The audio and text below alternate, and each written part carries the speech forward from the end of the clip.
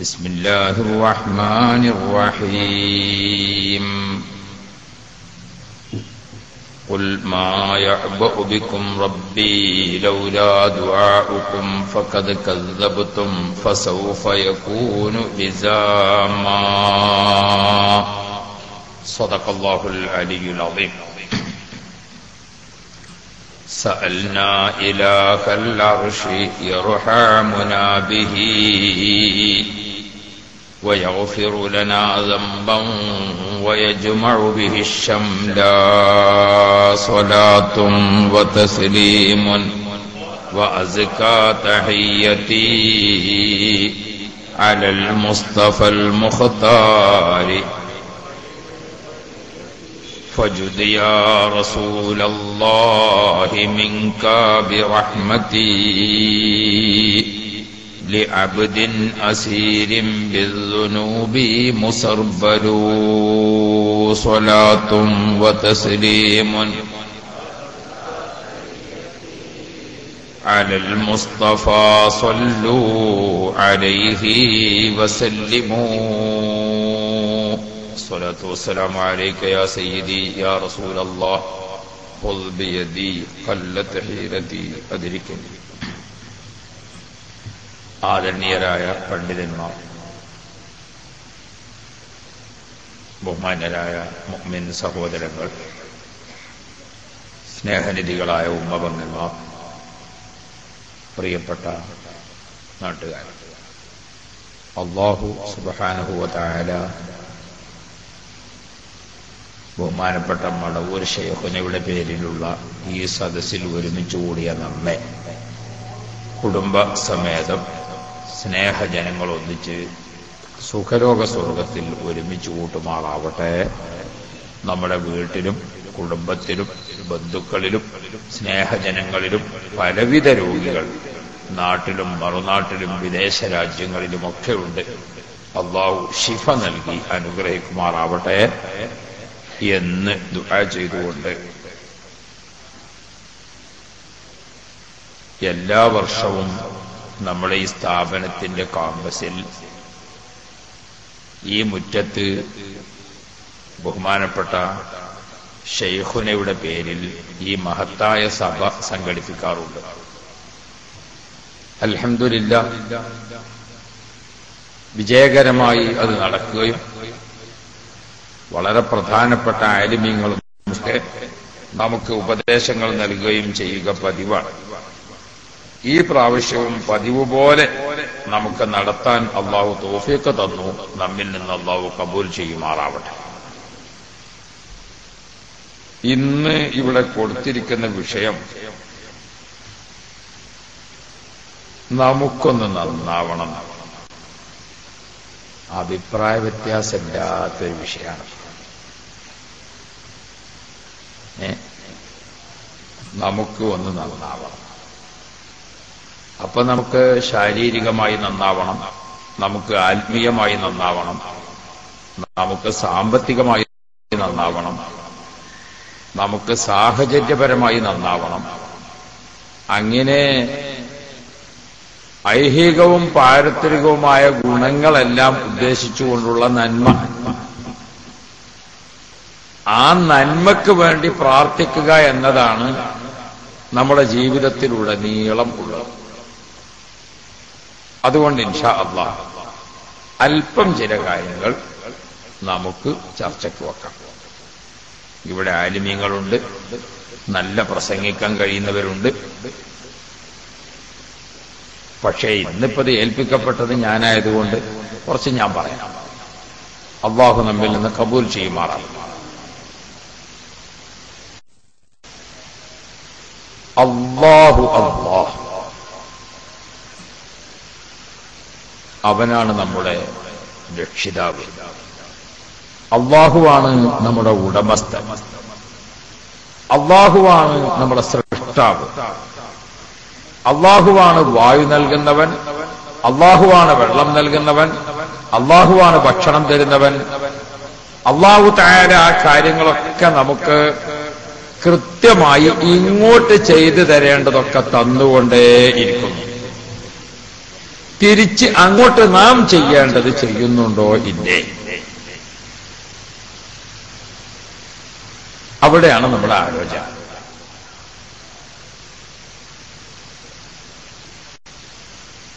ഇങ്ങോട്ട് കിട്ടേണ്ടതിൽ സബ്ബിഹിസ്മ റബ്ബിക്കൽ അഅ്ലാ അല്ലദീ ഖലഖ ഫസവ്വാ വല്ലദീ ഖദ്ദറ ഫഹദാ വല്ലദീ അഖ്റജൽ മർആ ഫജഅലഹു ഗുസാഅൻ അഹ്വാ.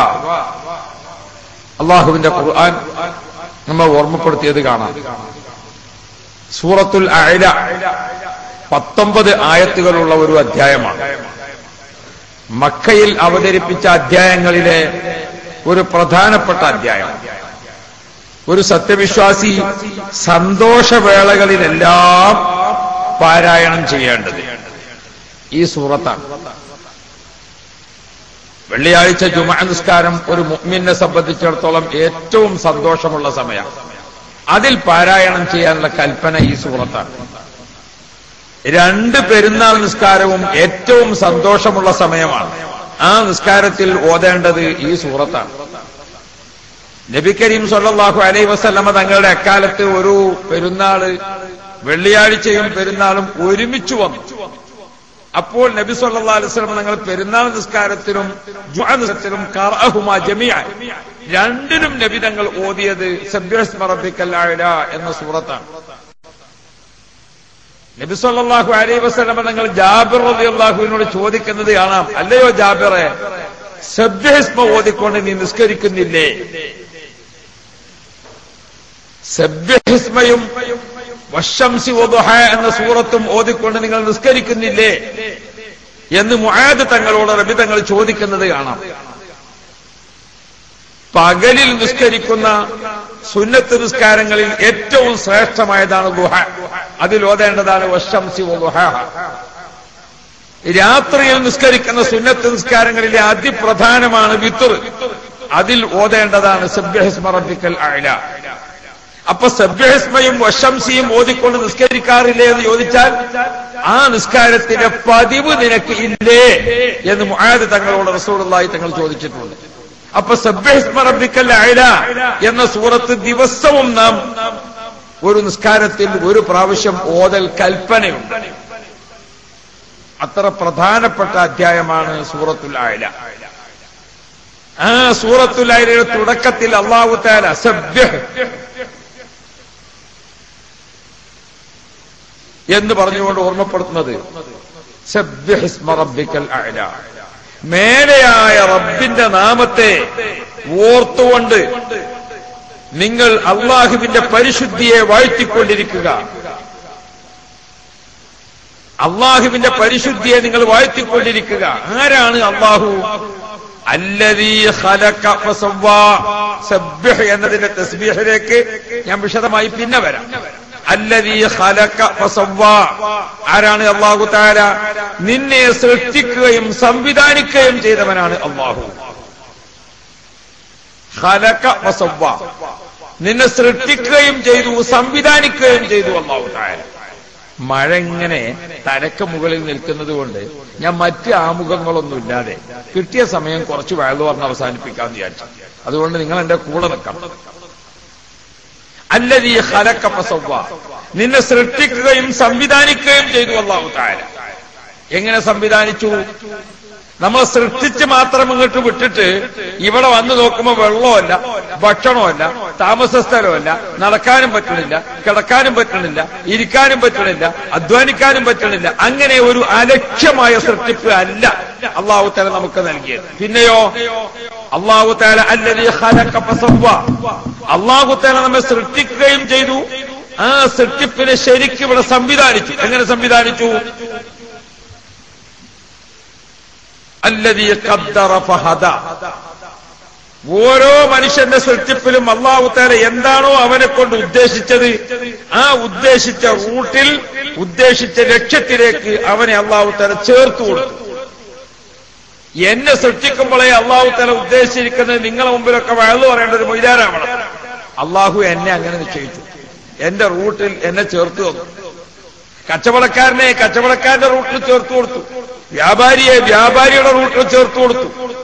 ഓരോരുത്തരെയും സൃഷ്ടിക്കുകയും അവന് ഹലാലായ രൂപത്തിൽ ഭക്ഷണം സമ്പാദിച്ച് ജീവിക്കാനുള്ള സംവിധാനത്തോടു കൂടെ അവന്റെ എല്ലാ സാഹചര്യങ്ങളും ഒരുക്കി കൊടുക്കുകയും ചെയ്തവനാണ് റബ്ബ്. ആ റബ്ബിനെ നിങ്ങൾ തസ്ബീഹ് ചൊല്ലുവീൻ, ആ റബ്ബിനെ നിങ്ങൾ വാഴ്ത്തുവീൻ, ആ റബ്ബിനെ നിങ്ങൾ പുകഴ്ത്തുവീൻ, ആ റബ്ബുമായി നിങ്ങൾ ബന്ധപ്പെടുവീൻ. എന്തേ റബ്ബിനെ നിങ്ങൾ അത്ര ഓർത്തുകൊണ്ട് ജീവിക്കണമെന്ന് പറയാൻ? വല്ലദീ അഖ്റജൽ മർഅ. ഈ ഭൂമിയിലെ താമസത്തിൽ ഇങ്ങനെ നോക്കുമ്പോൾ നമുക്ക് ആവശ്യമായ മേച്ചിൽ സാധനങ്ങളും മേച്ചിൽ പുറങ്ങളും നമുക്ക് വേണ്ടി സംവിധാനിച്ചവനാണ് അല്ലാഹു തആല. ഭൂമിയിൽ താമസിക്കുമ്പോൾ ഈ പെരുവയലിലെ ഈ മതിൽക്കെട്ടിനുള്ള ഒരു 10 സെന്റ്, ആ 10 സെന്റ് സ്ഥലത്ത് അല്ലാഹു തആല വിവിധങ്ങളായ വിഭവങ്ങൾ സംവിധാനിച്ചിട്ടുണ്ട്. എന്താണത്? സുബ്ഹാനല്ലാഹ്. നമ്മുടെ 1 ഏക്കർ ഭൂമിയുടെ അതിരിൽ ഇങ്ങനെ അങ്ങോട്ട് തേക്കും തൈ നട്ടുകൊടുത്തു, അതിന്റെ ഒരു ലൈനിൽ സെന്ററിൽ ഇങ്ങനെ അങ്ങോട്ട് തെങ്ങ് വെച്ചു, നേരെ തിരിച്ചുവിടുന്ന അങ്ങോട്ടുള്ള ലൈനിൽ കഴുങ്ങു വെച്ചു, അതിന് ഇടയ്ക്ക് കൃഷിയായി തേങ്ങ, മാങ്ങ, ചെരങ്ങ, മുരിങ്ങ എല്ലാം വെച്ചു. ഒരു 10 സെന്റിൽ കൃഷി ചെയ്താൽ ഒരൊറ്റ വെള്ളം കൊണ്ട് ഒരു മഴ അങ്ങോട്ട് പെയ്താൽ അതിൽ മുരിങ്ങ ഉണ്ടാകും, ഇതിൽ മാങ്ങ ഉണ്ടാകും, അതിൽ തേങ്ങ ഉണ്ടാകും, ഇതിൽ ചെരങ്ങ ഉണ്ടാകും, അതിൽ മുന്തിരിങ്ങ ഉണ്ടാകും, ഇതിൽ നാരങ്ങ ഉണ്ടാകും. ഈ സംവിധാനം ചെയ്തു വെച്ചവനാണ് അല്ലാഹു തആല. ആ അല്ലാഹുവിനെ നീ ഓർത്തോ, ആ അല്ലാഹുവിനെ നീ സൂക്ഷിച്ചോ, ആ അല്ലാഹുവിനെ നീ തസ്ബീഹ് ചൊല്ലിക്കൊണ്ട് അല്ലാഹുവിനെ തൃപ്തി സമ്പാദിച്ചോ. അല്ലാഹുവിന്റെ ഖുർആൻ നമ്മെ ഉണർത്തിയിട്ടുണ്ട്. ഈ ഉണർത്തിയിരിക്കുന്ന സൂറത്ത് രാത്രി കിടക്കാൻ പോകുന്നതിന് മുമ്പ് നിസ്കരിക്കേണ്ട വിത്റിൽ ഒരു പ്രാവശ്യം ഓതിക്കൊണ്ടതിന്റെ ഓർമ്മ പുതുക്കാറില്ലേ മുഅരെ എന്ന് റസൂലുള്ളാഹി തങ്ങൾ ചോദിച്ചതാണ്. സബ്ബിഹിസ്മ റബ്ബിക്കൽ അഅ്ല. അങ്ങനെ ആ സൂറത്തുമായി ബന്ധപ്പെട്ടുകൊണ്ട് നാം ചർച്ച വരുമ്പോൾ അവിടെ അല്ലാഹു തആല ഓർമ്മപ്പെടുത്തുന്ന മറ്റൊരു കാര്യം, സബ്ബിഹിസ്മ റബ്ബിക്കൽ അഅ്ല الذي خلق فسوى والذي قدر فهدى والذي أخرج المرعى. കണ്ടോ, ഈ ചെടികളും വൃക്ഷങ്ങളും ലതാദികളും നബാതാത്തുകളും മുഴുവനും അല്ലാഹു സുബ്ഹാനഹു വ തആല ഈ ചീരഫലങ്ങൾ മുഴുവനും ഇതൊക്കെ ഇവിടെ സംവിധാനിച്ചു വെച്ചിട്ട് അല്ലാഹു പറയുന്നു. എന്താണ് ഇതിലൊക്കെ നിനക്ക് ഉൾക്കൊള്ളാനൊരു പാഠം കാണുന്നത്? വല്ലദീ അഖ്റജൽ മർഅ ഫജഅലഹു ഉസാഅൻ ഫഅഹ്വാ.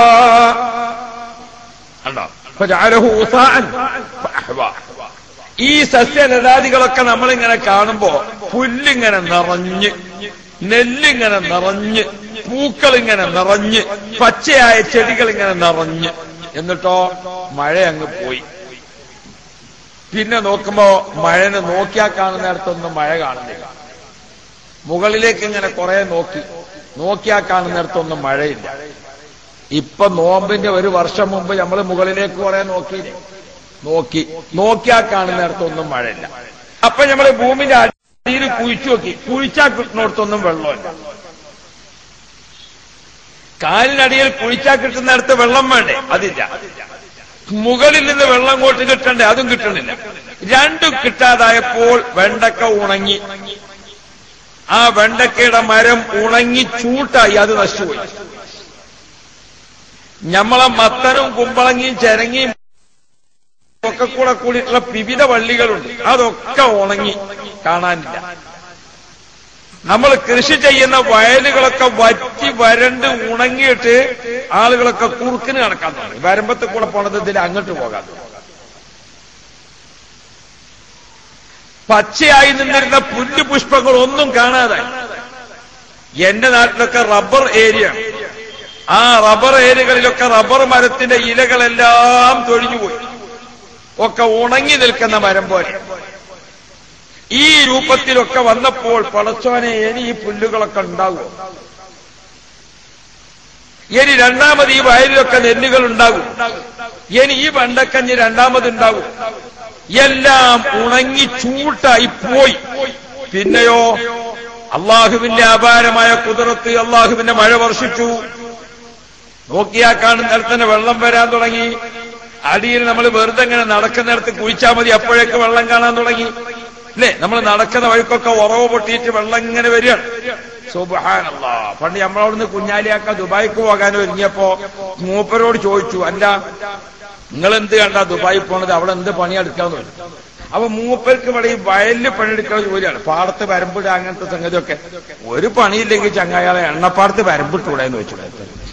അപ്പൊ മൂപ്പര് എണ്ണപ്പാടെന്ന് വിചാരിച്ചാൽ നമ്മളെ ഈ പുഞ്ചപ്പാടം മാതിരിയാണ് മൂപ്പര് മനസ്സിലാക്കിയത്. അപ്പോ അങ്ങനെയുണ്ട്. ദുബായിനെ പറ്റിയൊക്കെ പണ്ട് അങ്ങനെ തന്നെ ആണാൻ ആൾക്കാരിങ്ങനെ ദുബായിലെ വണ്ടി ചാട്ടാക്കൽ തന്നെ 240 വണ്ടി ഓടല് പിന്നൽ. പോണ വൈക്കൊക്കെ ദുബായിൽ എങ്ങനെയാണ് അത്തരം എനിക്കറിയാത്ത കാര്യമില്ല. ദുബായിലൊക്കെ പണ്ട് പോണ വൈക്ക് വണ്ടിയിൽ എണ്ണ തീർന്നാൽ ആൾക്കാർ വണ്ടി സൈഡാക്കി നിർത്തി കാലുകൊണ്ട് ഇങ്ങനെ മാന്തിനാണ്ട് എണ്ണ ഇങ്ങനെ പറന്നിട്ട് പോകണം. അങ്ങനെ എണ്ണ കിട്ടുന്ന സ്ഥലമാണത്. അപ്പോ ഈ രൂപത്തില് അവിടെ എണ്ണ കിട്ടുന്ന സ്ഥാനത്ത് നമ്മളവിടെ എന്താ ഈ കാലുകൊണ്ട് ഇങ്ങനെ മാന്തിയാൽ വെള്ളം കിട്ടലോടി. അപ്പൊ നമ്മൾ നോക്കിയാൽ കുഴിച്ചാ കിട്ടുന്നിടത്ത് വെള്ളമായി, നമ്മൾ വിളിച്ചാൽ കേൾക്കുന്നിടത്ത് മഴ വരാൻ തുടങ്ങി. മുകളിൽ നിന്ന് ഇങ്ങോട്ടും താഴെ നിന്ന് ഇങ്ങോട്ടും വെള്ളം വന്നപ്പോൾ ഉണങ്ങി വരണ്ട് വറ്റി ഇനി രണ്ടാമത് ഹയാത്താകുമോ എന്ന് നമുക്ക് സംശയം തോന്നിയിരിക്കുന്ന ചെടികളൊക്കെ വീണ്ടും വന്നു. അതാ വെണ്ടക്ക ഉണ്ടാക്കാൻ തുടങ്ങി, കൈപ്പങ്ങ ഉണ്ടാക്കാൻ തുടങ്ങി, വൈതനങ്ങ ഉണ്ടാക്കാൻ തുടങ്ങി. പഴങ്ങളായ പഴങ്ങൾ മുഴുവനും മൈസൂരുവായ ഇവിടെ കിടക്കാൻ തുടങ്ങി. അതിന് മൈസൂര് കൊണ്ടോണ്ടില്ല. ഉണ്ടോ? അപ്പോ എല്ലാ കൃഷികളും ഇതിങ്ങനെ പഠിപ്പിച്ചെന്നുകൊണ്ട് ഖുർആൻ ചോദിക്കുന്നു, സബ്ബിഹ് സബ്ബിഹ് ഇസ്മ റബ്ബിക്കൽ അഅ്ലാ. മേലെയായ റബ്ബിനെ ഓർത്തോ, മേലെയായ റബ്ബിനെ നീ സ്മരിച്ചോ, മേലെയായ റബ്ബിന് തസ്ബീഹ് ചൊല്ലിക്കോ. നീ നന്നാവണമെന്ന് നിനക്ക് താല്പര്യമുണ്ടോ? നിന്റെ ശാരീരിക നന്മ, നിന്റെ ആത്മീയ നന്മ, നിന്റെ സാമ്പത്തിക നന്മ, നിന്റെ സാംസ്കാരിക നന്മ, നിനക്ക് എന്തെല്ലാം നന്മയാണ് നീ ഉദ്ദേശിക്കുന്നത്? എങ്ങനെയൊക്കെ നന്നാവണം എന്നാണ് പരിപാടി. ഏതൊക്കെ രൂപത്തിൽ നന്നാവാൻ ഉദ്ദേശിക്കുന്നു അവനോട് ഖുർആൻ ഓർമ്മപ്പെടുത്തുന്നു. ഇതാ റബ്ബ് സുബ്ഹാനഹു വ തആല വെച്ചിരിക്കുന്ന രീതി, സബ്ബിഹ് ഇസ്മ റബ്ബിക്കൽ അഅ്ലാ. എന്റെ ആരാണ് റബ്ബ്? അല്ലദീ ഖദ്ദറ ഫഹദാ വല്ലദീ അഖ്റജൽ മർഅ ഫജഅലഹു ഉസാഅൻ ഫഅഹ്വാ ഫജഅലഹു ഉസാഅൻ നഹ്വാ. കണ്ടോ? അല്ലാഹു സുബ്ഹാനഹു വ തആല ഇതൊക്കെ ഉണങ്ങി ചൂട്ടായി പോയിട്ട് രണ്ടാമത് കണ്ടോ ഇതൊക്കെ ഹയാത്തായി ഇങ്ങനെ വരും. നെല്ലൊക്കെ വീണ്ടും റെഡിയായി, വായൊക്കെ വീണ്ടും കൊലക്കാൻ തുടങ്ങി, പൂക്കളൊക്കെ വീണ്ടും ഉണ്ടാക്കാൻ തുടങ്ങി, റബ്ബർമലൊക്കെ വീണ്ടും ഇലയായി, എല്ലാത്തിനും പാല് കൂടുതൽ കിട്ടു തുടങ്ങി. കണ്ടാ? ഇലകളൊക്കെ കൊഴിഞ്ഞു പോയിട്ട് റബ്ബർ മരത്തിന് വീണ്ടും ഇല വന്നിട്ട് വീണ്ടും റബ്ബർ ടാപ്പ് ചെയ്യുമ്പോ പാല് കൂടുതലാണ്. കൊഴിഞ്ഞുപോയി ഇലകളൊക്കെ പോയി രണ്ടാമത് മാങ്ങ കായ്ക്കാൻ തുടങ്ങിയപ്പോ നിറയെ മാങ്ങ, രണ്ടാമത് കശുമാവ് ഉണ്ടാകുന്ന നിറയെ. അങ്ങനെ ഇതൊക്കെ ഒരു തളർച്ചയിലേക്ക് പോയത് എന്തിനാണ്? വീണ്ടും പൂർവോപരി ശക്തി പ്രാപിച്ച് വീണ്ടും വരാനാണ്. ഈ കാഴ്ച നീ കാണുന്നില്ലേ? ഈ കാഴ്ച നീ കാണുന്നില്ലേ? എങ്കിൽ ഇതൊക്കെ ഓർത്തുകൊണ്ട് അല്ലാഹു തആല ഈ സൂറത്തിൽ നമ്മെ സൂചിപ്പിക്കുന്നത് എന്താണ്? ഇല്ലായ്മയിൽ നിന്ന് നിന്നെ പടച്ച റബ്ബ് നിന്നെ ഈ ഭൂമിയിൽ നിന്ന് മറ്റൊരു സ്ഥലത്തേക്ക് പാർപ്പിടം മാറ്റി മരണാനന്തരം നിന്നെ വീണ്ടും ഹയാത്താക്കുന്ന കാര്യം അല്ലാഹു തആലക്ക് യാതൊരു പ്രയാസവുമുള്ള വിഷയമല്ല. അതുകൊണ്ട് മോനെ അല്ലാഹുവിനെ ഓർത്തോ, അല്ലാഹുവിനെ സ്മരിച്ചോ, അല്ലാഹുവിന് തസ്ബീഹ് ചൊല്ലിക്കോ. ഇവിടെ ഒരു തുറന്ന മനസ്സുമായി ഇലാഹായ റബ്ബിലേക്ക് ബന്ധപ്പെടുക. ഇവിടെയാണ് നമ്മുടെ നന്മയുടെ ഭാഗം തുറക്കപ്പെടേണ്ടത്. അതിന് നമ്മൾ സ്വീകരിക്കുന്ന ഏറ്റവും നല്ല മാർഗമാണ് നമ്മുടെ ദുആകളെല്ലാം. അല്ലാഹു നമ്മെ നന്നാക്കി തെരുമാറാവും. നിങ്ങൾ ആമീനൊരു ആയിരിക്കാം, ഈ നന്നാകൽ തന്നെ മതിയാ. ഓട്ടോറിക്ഷക്കാരനോട് പോകല്ലേ വെച്ചു, പോകണമെങ്കിൽ പോകാം. ആ പോക്ക് പോയാൽ അത് നടക്കൂല. ഇതേ അവനാണ് വേണമെങ്കിൽ പോയെങ്കിൽ തന്നെ നടക്കുള്ളൂ. അല്ലാഹു നമ്മളെ നന്നാക്കി തരണം. അങ്ങനെയാണ് പറയുന്നത്. അപ്പോഴല്ലേ ഇപ്പൊ ഇതിന് കാര്യമുള്ളൂ. അപ്പൊ അതാ നമ്മളൊരു ദുആ ചെയ്യാന്ന് പറഞ്ഞാൽ എന്താണ്? ഒരു മനുഷ്യന്റെ ഹൃദയത്തിന്റെ ഉള്ളിലെ ആഗ്രഹം അല്ലാഹുവിന് മുമ്പിൽ അവതരിപ്പിക്കുക. ഒരു മനുഷ്യന്റെ ഉള്ളിലെ അഭിലാഷം പടച്ച റബ്ബിന്റെ മുമ്പിൽ വെക്കുക. നാളെ നമുക്ക് വരാൻ പോകുന്ന ഒരു ആപത്തിൽ നിന്ന് കാവൽ തേടി റബ്ബിനെ മുമ്പിൽ വെക്കാം. ഒരു മനുഷ്യന്റെ ആഗ്രഹങ്ങൾ, അഭിലാഷങ്ങൾ ഇത് നേടിയെടുക്കാൻ, ഒരു മനുഷ്യന്റെ ആപത്തുകൾ, മുസീബത്തുകൾ അത് തട്ടിക്കളയാൻ, ഒരു നാളെ വരാനിരിക്കുന്ന ഒരു അപകടം അത് ഒഴിവായിക്കിട്ടാൻ, എല്ലാറ്റിനും ഉൾപ്പെട്ടതാണ് നമ്മുടെ പ്രാർത്ഥന. ഒരു കാപട്യമില്ലാത്ത ഇബാദത്താണ് പ്രാർത്ഥന. ഒരു റിയാ ഇല്ലാത്ത ഇബാദത്താണ് ദുആ. അല്ലേ? ബഹുമാനപ്പെട്ട ഖാജാ തങ്ങൾ, അജ്മീർ ഖാജാ തങ്ങളുടെ ചരിത്രം രേഖപ്പെടുത്തിയ സ്ഥലത്ത് അവിടെ കാണാം, അജ്മീർ ഷരീഫിൽ നബി സല്ലല്ലാഹു അലൈഹി വസല്ലമ തങ്ങളുടെ ഓർഡർ പ്രകാരം വന്നതാണ് ആര്? ഖാജാ തങ്ങൾ. അവർ ഖാജാ തങ്ങളെ വിളിച്ചുകൊണ്ട് റസൂൽ സല്ലല്ലാഹു അലൈഹി വസല്ലമ തങ്ങൾ പറഞ്ഞു, മുഈനുദ്ദീനെ, നീ ഇന്ത്യ രാജ്യത്തേക്ക് പോകണം. റാക്ക മസ്കനുക വ മദ്ഫനുക. ഇനി ഭൂമിയുടെ മുകളിലും ഭൂമിയുടെ അന്തർഭാഗത്തും നിനക്ക് താമസിക്കാനുള്ള സ്ഥലം ഇന്ത്യ. നബി സല്ലല്ലാഹു അലൈഹി വസല്ലം തങ്ങൾ ഇറാഖിൽ നിന്ന് ഖാജാ തങ്ങളെ വിളിച്ച് മദീനയിൽ വരുത്തി, മദീനയിൽ നിന്ന് ഇങ്ങനെ ചാർട്ട് വരച്ചു കൊടുത്തു ബഹുമാനപ്പെട്ടവർക്ക് പോകാനുള്ള വഴി. അത് പ്രകാരം മദീനയിൽ നിന്ന് ഇങ്ങനെ വന്ന് ഇന്നത്തെ അഫ്ഗാനിസ്ഥാന്റെ കാണ്ഡഹാറിൽ വന്ന്, അവിടെ നിന്ന് ഡൽഹിയിൽ വന്ന്, ഡൽഹിയിൽ നിന്ന് അജ്മീർ ഷരീഫിലെത്തി. അവിടെ ഒരു മരത്തണലിൽ ഇരിക്കുകയാണ് ഖാജാ തങ്ങൾ. ആ മരത്തണലിൽ ഖാജാ തങ്ങൾ ഇരുന്നിട്ട് ഖുർആൻ ഇങ്ങനെ ഓതി. ഖുർആൻ ഇങ്ങനെ ഓതുമ്പോൾ ഫാത്തിഹ കൊണ്ട് ഏൽപ്പിക്കപ്പെട്ട മലക്കുകൾ, അതിൽ ബിസ്മി കൊണ്ട് ഏൽപ്പിക്കപ്പെട്ട, അൽഹംദു കൊണ്ട് ഏൽപ്പിക്കപ്പെട്ട, റഹ്മാൻ റഹീം കൊണ്ട് ഏൽപ്പിക്കപ്പെട്ട മുഅക്കിനീങ്ങളായ മലക്കുകൾ, കിറാമൻ കാത്തിബീങ്ങളായ മലക്കുകളൊക്കെ ഇങ്ങനെ നിറഞ്ഞ് നിറഞ്ഞ് നിറഞ്ഞ് നിറഞ്ഞു വരാൻ തുടങ്ങി. മലായിക്കത്ത് ഇങ്ങനെ നിറഞ്ഞു വന്നപ്പോൾ ഖാജാ തങ്ങളുടെ ചുറ്റുഭാഗത്തും ബഹുമാനപ്പെട്ട ഖാജാ തങ്ങൾ പകൽ സമയത്ത് ഒരു ഖത്തം ഓതി. ഖുർആൻ ഖത്തം തീർന്നപ്പോൾ ബഹുമാനപ്പെട്ട ഒരു അശരീരി ഇങ്ങനെ കേൾക്കുകയാണ്, ഖബിൽനാ ഖത്മക യാ മുഈനുദ്ദീൻ. മുഈനുദ്ദീൻ തങ്ങളെ, നിങ്ങൾ ഓതിയിരിക്കുന്ന ഖത്തം, മുഈനുദ്ദീനെ, നീ ഓതിയിരിക്കുന്ന ഖുർആൻ ഖത്തം നമ്മൾ കബൂലാക്കിയിരിക്കുന്നു, നമ്മൾ സ്വീകരിച്ചിരിക്കുന്നു. ഇബാദത്ത് ചെയ്യുകയും സ്വീകരിച്ചതിന്റെ വിവരം അപ്പോൾ തന്നെ കിട്ടുകയും ചെയ്യുന്നതാണ് അവരുടെ രീതി. അതാണ് ബഹുമാനപ്പെട്ട മടവൂർ ശൈഖുനയുടെയൊക്കെ പേരിൽ നമ്മൾ ഒരുമിച്ച് കൂടിയത്. അവർ ചോദിച്ചതും അവർ ഇബാദത്തെടുത്തതും അപ്പൊ തന്നെ കിട്ടുകയാണ്. അള്ളാഹു അവരെ ബർക്കത്ത് കൊണ്ട് നമ്മൾ നന്നാക്കണം. അത് എങ്ങനെ ഞമ്മക്കും കിട്ടലുണ്ട് മറുപടി. പക്ഷെ നമ്മൾ കിട്ടിയതിന്റെ മറുപടി ഭക്ഷണം കഴിച്ചതിന്റെ മറുപടിയാണ് കിട്ടുന്നത്. വയറ് നിറയാണ് കൊടുത്താൽ എയറിന്റെ അങ്ങോട്ട് വരും. അപ്പോ ഞമ്മക്ക് മറുപടി കിട്ടല് ദുനിയാവിന്റെ ഭക്ഷണത്തിനാണ്, അവർക്ക് മറുപടി കിട്ടല് ആഖിറത്തിന്റെ ഭക്ഷണത്തിനാണ്. മറുപടി വേഗം കിട്ടുമെന്നുള്ളത് പറഞ്ഞതാണ് ഞാൻ.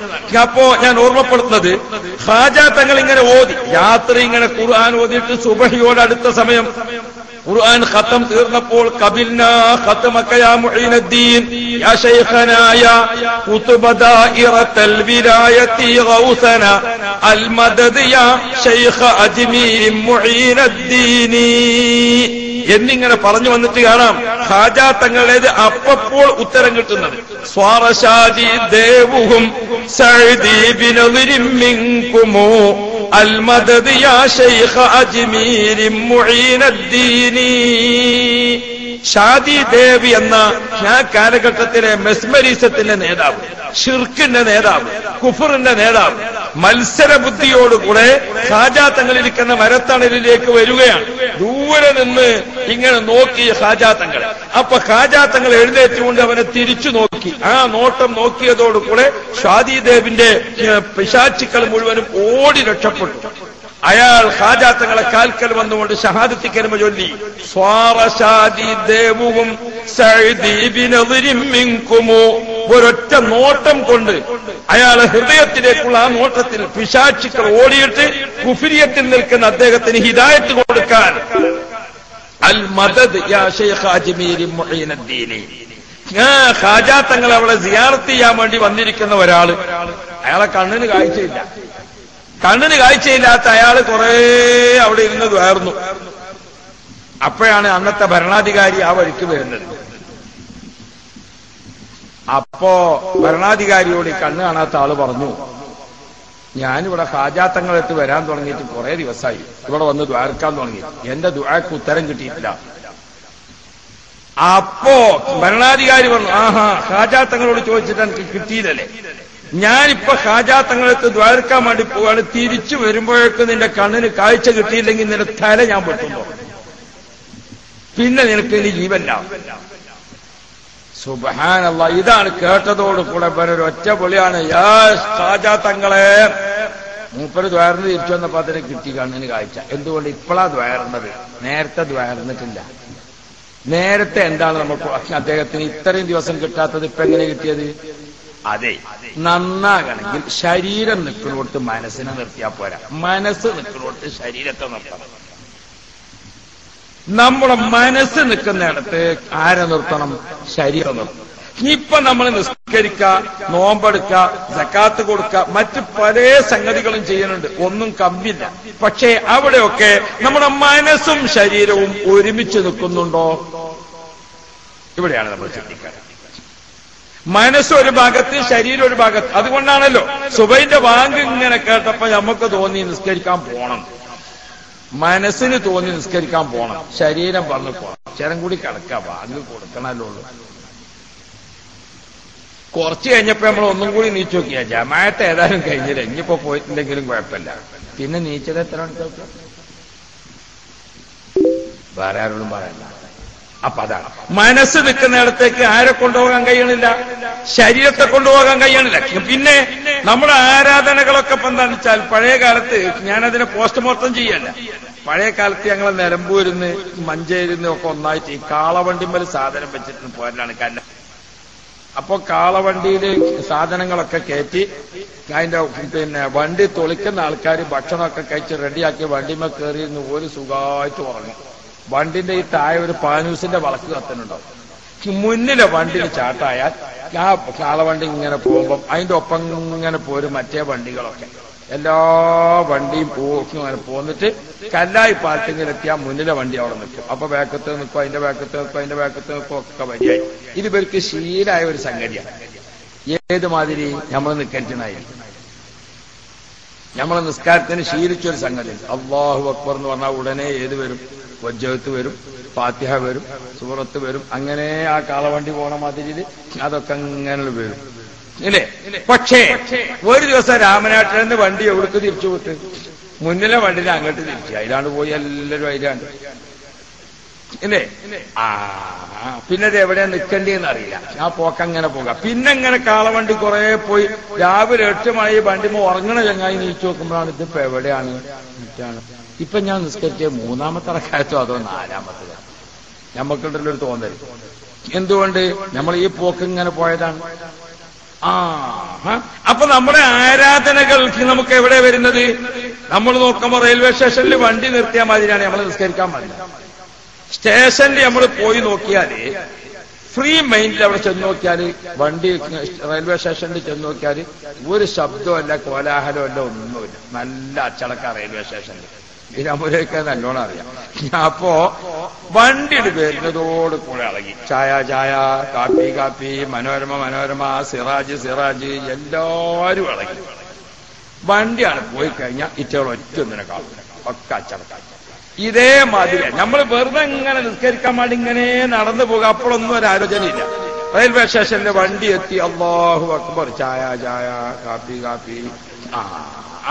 ഓരോരുത്തരെയും മനസ്സിൽ പലതും. മരുവോള് വിചാരിച്ചിന് അമ്മായിമ്മ പറഞ്ഞയക്കാവോ, മുത്താലിമ്യങ്ങൾ വിചാരിച്ചു ഈ നാട്ടിക്ക് വിടുമെന്നാവോ, മോദിയാര് വിചാരിച്ചു ഈ കമ്മിറ്റിക്കാർക്ക് ഞാൻ പോണതൊക്കെ പറ്റുന്നുണ്ടോ അല്ലേന്നാവോ. അങ്ങനെ ഓരോരുത്തരെ കൊക്കൽ ഒതുങ്ങിയ ചായ ചായ, കാപ്പി കാപ്പി, ഓരോരുത്തരും ആലോചനയിലാണ്. അപ്പൊ നമ്മുടെ ശരീരം അള്ളാന്റെ മുമ്പിലുണ്ട്, മനസ്സ് അള്ളാഹുവിന് മുമ്പിലില്ല. നമ്മൾ ദുആ ചെയ്യുന്നു, അള്ളാഹുവിന് മുമ്പിൽ മനസ്സില്ല. പ്രിയപ്പെട്ട മുഅ്മിനീങ്ങളെ, നമുക്ക് നമ്മുടെ ആത്മാവിനെ അള്ളാഹുവിന് മുമ്പിൽ സമർപ്പിക്കാൻ സാധിക്കുന്നില്ല എന്നതാണ് നമ്മൾ നന്നാവാത്തതിന്റെ കാരണം. നമ്മുടെ ശരീരവും ആത്മാവും, ശരീരം വിളിച്ചിടത്ത്, ആത്മാവ് വിളിച്ചിടത്തേക്ക് ശരീരത്തെ കിട്ടണം. ആത്മാവ് വിചാരിച്ചിടത്ത് ആരെ കിട്ടണം? ശരീരത്തെ കിട്ടണം. അത് കിട്ടുമ്പോൾ കണ്ട നിങ്ങൾ, ഖാജാ തങ്ങൾ അടുക്കൽ വന്നിട്ട് കണ്ണിന് കാഴ്ചയില്ലാതെ 1 മാസക്കാലം ദുആ ചെയ്തിരിക്കുന്ന അദ്ദേഹത്തിന് കണ്ണിന് കാഴ്ചയില്ല. മറിച്ച് കണ്ടോ, നിന്റെ തല നഷ്ടപ്പെടുമെന്ന് കണ്ടപ്പോൾ അയാൾ ഖാജാ തങ്ങളെ ഒരൊറ്റ വിളി വിളിച്ചപ്പോൾ അദ്ദേഹത്തിന്റെ കണ്ണിന്റെ കാഴ്ച കിട്ടിയില്ലേ? എന്തുകൊണ്ട്? ശരീരവും മനസ്സും. ഓ പ്രിയപ്പെട്ട സഹോദരന്മാരെ, ഏറെക്കുറെ നമ്മുടെ മനസ്സും ശരീരവും ഒരുമിച്ച് നിർത്താൻ സാധിക്കുന്ന ഒരു ആരാധനയാണ് പ്രാർത്ഥന, ദുആ. അതാണ് ഖുർആൻ ഓർമ്മപ്പെടുത്തുന്നത്. അതാണ് ഖുർആൻ ഓർമ്മപ്പെടുത്തുന്നത്. ഖുൽ, നബിയെ തങ്ങൾ ജനങ്ങൾക്ക് പഠിപ്പിച്ചു കൊടുക്കണം, തങ്ങൾ ജനങ്ങളോട് പറഞ്ഞു കൊടുക്കണം. മാ യഅബഉ ബിക്കും റബ്ബി, എന്റെ റബ്ബ് നിങ്ങളെ പരിഗണിക്കേണ്ടതില്ല. മാ യഅബഉ ബിക്കും റബ്ബി, എന്റെ റബ്ബ് എന്തിന് നിങ്ങളെ പരിഗണിക്കണം? മാ യഅബഉ ബിക്കും റബ്ബി, റബ്ബ് നിങ്ങളെ പരിഗണിക്കുകയില്ല. അള്ളാഹു തആലയാണ് ഭൂമി തന്നത്, വായു തന്നത്, വെള്ളം തന്നത്. ഇതൊക്കെ അള്ളാഹിന്റെതാ. നിങ്ങളെ പടച്ചതും അള്ളാഹുവാണ്. പിന്നെ നിങ്ങളെ പ്രത്യേകം പരിഗണിക്കേണ്ട വല്ല കാര്യം അള്ളാഹ്ക്കുണ്ടോ? നിങ്ങളെ പരിഗണിക്കേണ്ടതില്ല. ലൗലാ ദുആഉക്കും, പടച്ചോനെ എന്നെ നന്നാക്കി തരണേ, പടച്ചവനെ എനിക്ക് ഖൈറ് തരണേ, അള്ളാഹു എനിക്ക് ഹിദായത്ത് നിലനിർത്തി തരണേ, അള്ളാഹു എന്റെ മക്കളെ നന്നാക്കി തരണേ, ഈ രൂപത്തിൽ നിങ്ങളെ പ്രാർത്ഥന കൂടി ഇല്ലായിരുന്നുവെങ്കിൽ നിങ്ങളെ പരിഗണിക്കേണ്ട കാര്യം അള്ളാഹുവിനില്ല.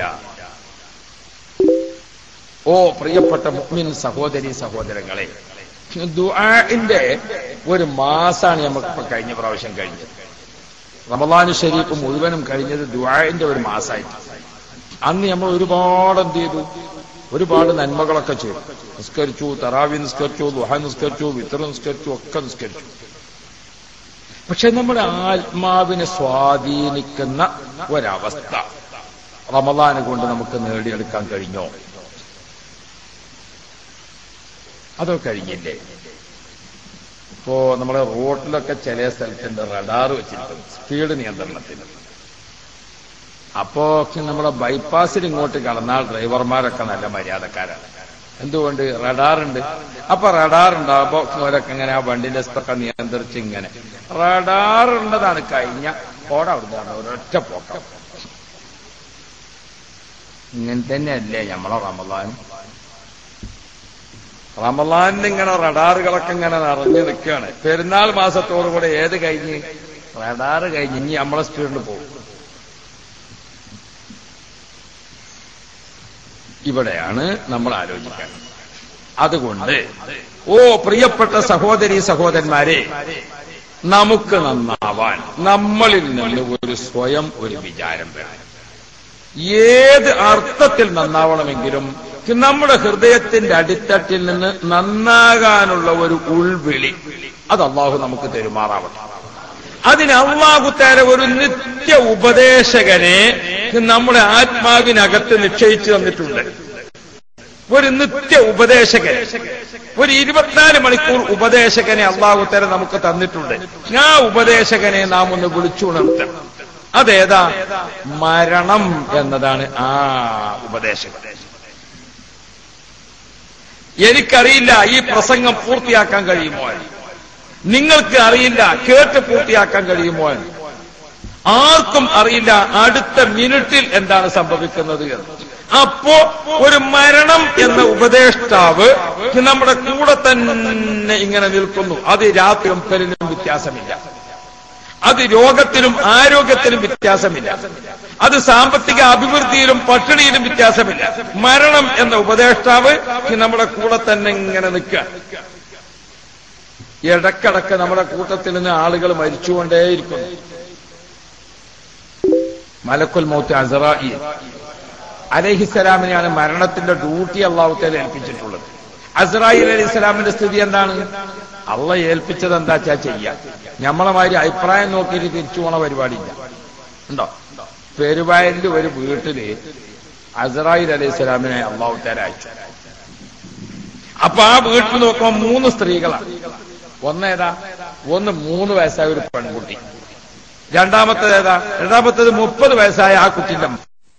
മൂന്നാമത്തേതാരാ? 75 വയസ്സായ ആ കുട്ടിന്റെ വല്യമ്മ. വല്യമ്മക്ക് തീരെ സുഖമില്ലാതെ കിടക്കുക. ചെറിയ കുട്ടിയാണിച്ചാൽ 3 വയസ്സായ കുട്ടിയാണ്, അതിനൊന്നോട്ട് അന്തോ അല്ല, ഓടിക്കാടി ചളിച്ച് നടക്കുക. ഇത് രണ്ടാളെയും നോക്കണത് പാരാ? ഈ 30 വയസ്സായ ഈ ഉമ്മയാണ്, ഈ 30 വയസ്സായ ഈ സഹോദരിയാണ്. അസ്രായീൽ അലൈഹിസ്സലാമിനെ അല്ലാഹു തആല റൂഹിനെ പിടിക്കാൻ വേണ്ടി പറഞ്ഞയച്ചു ഈ വീട്ടിലേക്ക്. സ്വാഭാവികമായിട്ടും നിങ്ങൾ ആലോചിക്കുന്നത് അസ്രായീൽ വന്നത് ആരോ റൂഹ പിടിക്കാൻ? ആ 75 വയസ്സായ വല്യമ്മാന്റെ അല്ലേ? അതെന്നാണ് ഞാനും വിചാരിച്ചത്. ഞാനും ഒരു തുടി തന്നെയാണുള്ളത്. പക്ഷെ അസ്രായീൽ അലൈഹിസ്സലാം ഇവിടെ വന്നിട്ട് ആ വീട്ടിലേക്ക് കയറി വന്നിട്ട് അസ്രായീൽ അലൈഹിസ്സലാം റൂഹ് പിടിക്കേണ്ട ആളെ ലിസ്റ്റ് ഒന്ന് നോക്കി. നമ്മളെ ഭാഷയിൽ പറയാം, ലിസ്റ്റ് നോക്കുമ്പോ നിങ്ങൾക്ക് കേൾക്കണം. ലിസ്റ്റ് പ്രകാരം റൂഹ് പിടിക്കേണ്ടത് ആരതാണ്? ഈ നടുവിലുള്ള അമ്മാന്റെ, ഈ വയസ്സായ 75 വയസ്സായ അമ്മാന്റെ റൂഹ പിടിക്കാനും അല്ല, 3 വയസ്സായ കുട്ടിന്റെ റൂഹ പിടിക്കാനും അല്ല. അസ്രായീലിന് കൊടുത്ത ലിസ്റ്റിലുള്ളത് ആരുടെ പിടിക്കാനും?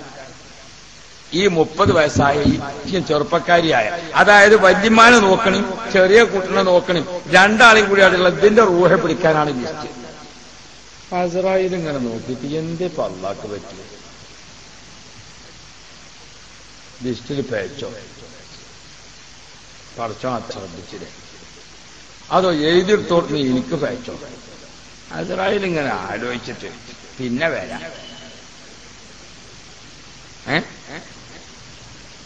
അങ്ങനെ അസ്രായീൽ തിരിച്ചു പോകും എന്ന് വിചാരിക്കണ്ട നിങ്ങളാരെങ്കിലും? ഒന്ന്. രണ്ടാമത്തത്, അസ്രായീൽ അലൈഹിസ്സലാമിന് അതൊന്നും പേതാലും പേക്കാനും മറ്റൊന്നും സാധ്യതയല്ല. പിന്നെ പടച്ചോനെ, ഈ വല്യമ്മാനെ ചേർക്ക് നിർത്തിയിട്ട് അതിനെ നോക്കാൻ ആളില്ല, ഈ ചെറിയ കുട്ടിനെ നോക്കാനും ആളില്ല. ഇവരെ രണ്ടാളെയും കൂടി സംരക്ഷിക്കണം. ഈ ചെറുപ്പക്കാരിയായ പെണ്ണിന്റെ റൂഹം പിടിച്ച് ഞാൻ പോയിട്ട് ഈ വല്യമ്മാക്ക് ആര് വെള്ളം കൊടുക്കും? ഈ ചെറിയ കുട്ടിനെ ആര് സംരക്ഷിക്കും? അസ്രായീൽ ഇങ്ങനെ ആലോചിച്ചിട്ട് എന്തപ്പം വേണ്ടത്? നിങ്ങൾ വിചാരിച്ചു അസ്രായീൽ ഇങ്ങനെ ആലോചിച്ചു?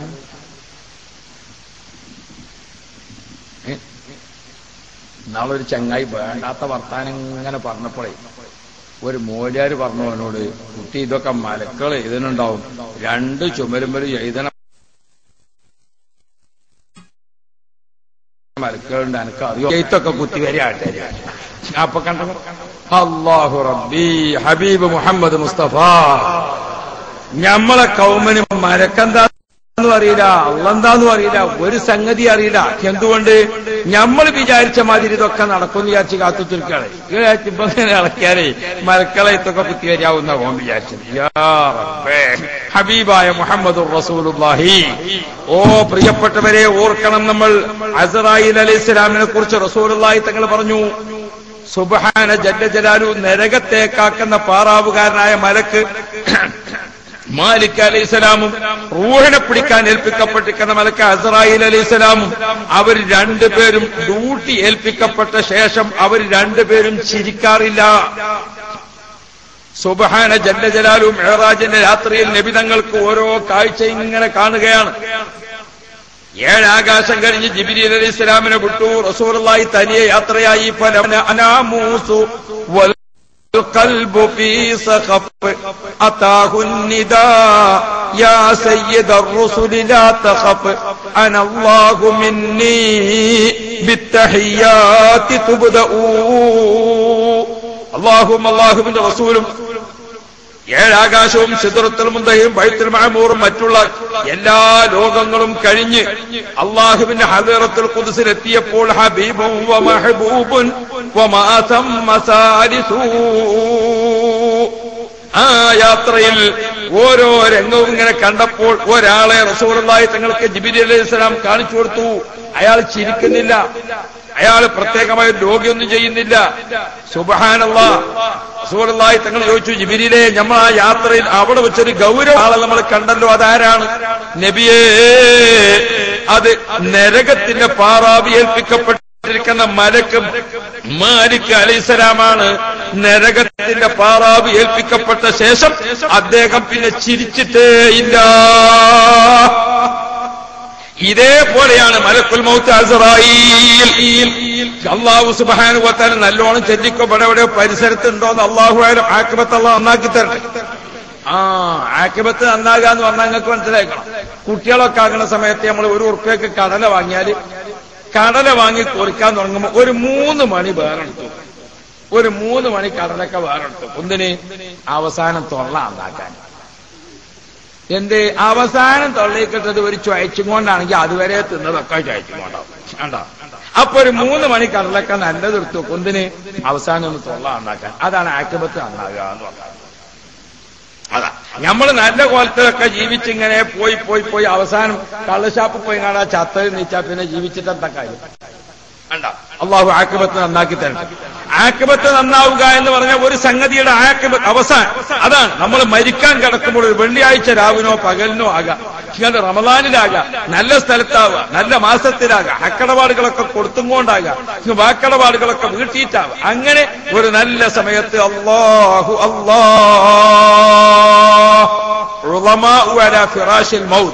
മരണശയ്യയിലെ മഹാന്മാർ എന്ന് പറഞ്ഞിട്ടൊരു കിതാബ് കാണാം. മരണശയ്യയിലെ മഹാന്മാർ. അവിടെ ചരിത്രം ഇങ്ങനെ വായിക്കുമ്പോൾ കാണാം, സൽമാനുൽ ഫാരിസി റളിയല്ലാഹു അൻഹു സ്വഹാബാക്കളിൽ ഒരു പ്രമുഖനാണ്. ബഹുമാനപ്പെട്ടവർ വഫാത്തിന്റെ സമയത്ത് ഇങ്ങനെ കിടക്കുമ്പോൾ അസ്റായീൽ അലൈഹിസ്സലാം പുറപ്പെടാൻ സമയമായി.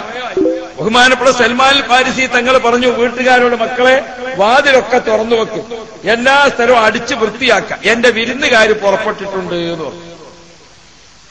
വീട്ടുകാർ വീടൊക്കെ അടിച്ച് വൃത്തിയാക്കി റെഡിയാക്കി വെച്ചു, വാതിലുകളൊക്കെ തുറന്നു വെച്ചു. സൽമാൻ ഫാരിസി റളിയല്ലാഹു അൻഹു wudu ചെയ്തു, 2 റക്അത്ത് നിസ്കരിച്ചു, വലഭാഗത്തേക്ക് ചെരിഞ്ഞവിടെ കിടന്നു. അല്ലാ മുകളിലേക്ക് നോക്കിയിട്ട് ബഹുമാനപ്പെട്ടവർ പുഞ്ചിരിച്ചുകൊണ്ട് കിടക്കുന്നു.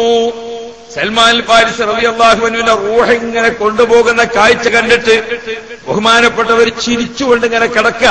ആ കിടത്തത്തിൽ ലാ ഇലാഹ ഇല്ലല്ലാഹ്, ലാ ഇലാഹ ഇല്ലല്ലാഹ്. സൽമാൻ ഫാരിസി റളിയല്ലാഹു അൻഹു വഫാത്തിന്റെ സമയത്ത് കലിമ ചൊല്ലുന്ന ശബ്ദം പരിസരത്തെ വീട്ടുകാർക്കൊക്കെ കേൾക്കാമായിരുന്നു. അള്ളാഹു അങ്ങനെയുള്ള മരണം നൽകി നമ്മെ അള്ളാഹു അനുഗ്രഹിക്കുമാറാവട്ടെ. ഓ പ്രിയപ്പെട്ട സഹോദരന്മാരെ, ആക്കിബത്ത് നന്നാവുക എന്ന് പറഞ്ഞാൽ ചെറിയ സംഗതിയല്ല. ഇരിക്കട്ടെ, ഞാൻ പറഞ്ഞു വന്നത് റൂഹ് പിടിക്കാൻ വേണ്ടി ഏൽപ്പിക്കപ്പെട്ടിരിക്കുന്ന മലക്കുൽ മൗത്ത് അസ്റായീൽ. അസ്റായീൽ അലൈഹിസ്സലാം പടച്ചവനോട് വേദനപ്പെട്ട് കരയാൻ തുടങ്ങി. പടച്ചവനെ, എനിക്ക് കിട്ടിയിരിക്കുന്ന ഡ്യൂട്ടി അതിങ്ങനെ ആലോചിക്കുമ്പോൾ എന്താ ഡ്യൂട്ടിയാണ്ടോ നിങ്ങൾ? അപ്പുറത്ത് 75 വയസ്സായ വല്യമ്മ അവിടെ കിടക്കുന്നുണ്ട്, 3 വയസ്സായ കുട്ടി ഇവിടെ കളിച്ച് നടക്കുന്നുണ്ട്. അതിന്റെ ഇടയിൽ റൂഹ പിടിക്കുന്നത് ആരെയാണ്? ഈ 30 വയസ്സായ സഹോദരിയുടെ റൂഹ പിടിക്കേണ്ടത്. ഈ ഡ്യൂട്ടിയാണ് അസ്റായീൽ അലൈഹിസ്സലാമിന്. അസ്റായീൽ വന്ന് ഇങ്ങനെ നോക്കിയിട്ട് പിടിക്കണ്ടേ, നോക്കണ്ടേ? അങ്ങനത്തെ ഏർപ്പാടില്ല. അതാണ് നമ്മുടെ രീതി. അങ്ങനെ ഒരു ആയിൽ തേടി നടക്കുന്നു എന്ന ഉൾവിളി ഈമാനിന്റെ അടിസ്ഥാനത്തിൽ എപ്പോഴും നമുക്കുണ്ടോ? അതാണ് നമ്മുടെ ഏറ്റവും വലിയ ഉപദേഷ്ടാവ്. ആ ഉപദേഷ്ടാവിനെ നമ്മുടെ ഭൗതിക പ്രപഞ്ചത്തിന്റെ കണ്ണഞ്ചിപ്പിക്കുന്ന കൗതുകങ്ങളെ കൊണ്ട് നമ്മൾ മറപ്പിച്ചു വെച്ചിരിക്കുക. അപ്പൊ നമ്മുടെ മനസ്സിൽ അതിനേക്കാൾ നല്ല വീട്, അതിനേക്കാൾ നല്ല ചെരുപ്പ്, ഇതിനേക്കാൾ നല്ല വണ്ടി, അതിനേക്കാൾ നല്ല കുപ്പായം, അങ്ങനെ ദുനിയാവിൽ തന്നെ നമ്മളെ കെട്ടിയിടുക. പിന്നെ നമുക്കെങ്ങനെ നന്നാകാൻ പറ്റും? ഇവിടെയാണ് പ്രിയപ്പെട്ട മുഅ്മിനീങ്ങളെ അല്ലാഹുവിന്റെ ഖുർആൻ ഓർമ്മപ്പെടുത്തുന്നത്. سبح اسم ربك الأعلى الذي خلق فسوى والذي قدر فهدى والذي أخرج المرعى فجعله غثاء أحوى. ഭൂമിയിൽ ഈ സംവിധാനങ്ങളൊക്കെ ചെയ്തു വെച്ചിരിക്കുന്ന അല്ലാഹു തആല ഓരോന്നും കണ്ടോ? ചെടികൾ ഉണങ്ങിപ്പോകുന്നു, വീണ്ടും ഉണ്ടാകുന്നു. നീ കാണുന്നില്ലേ? ഒരേ സ്ഥലത്ത് ഒരു തുള്ളി മഴ 10 സെന്റ് ഭൂമിയിലേക്ക് ഒരു മഴ പെയ്തപ്പോൾ ആ മഴയിൽ കണ്ടോ, അവിടെ തേങ്ങ, ഇവിടെ മാങ്ങ, അവിടെ ചെരങ്ങ, ഇവിടെ മുരിങ്ങ, അവിടെ നാരങ്ങ, ഇതൊക്കെ ഒരേ സ്ഥലത്ത് ഉണ്ടാകുന്നില്ലേ ഒരു തുള്ളി വെള്ളം കൊണ്ട്? ഇതേ പ്രകാരം പ്രിയപ്പെട്ട മുഅ്മിനേ, നമ്മുടെ ഈമാൻ എന്ന ഒരൊറ്റ ഒന്നുകൊണ്ട് നമുക്ക് നമ്മുടെ ജീവിതത്തിന്റെ എല്ലാ പാരത്രിക ലോകത്തെ വിജയവും സമ്പാദിക്കാൻ നമുക്ക് സാധിക്കുമല്ലോ.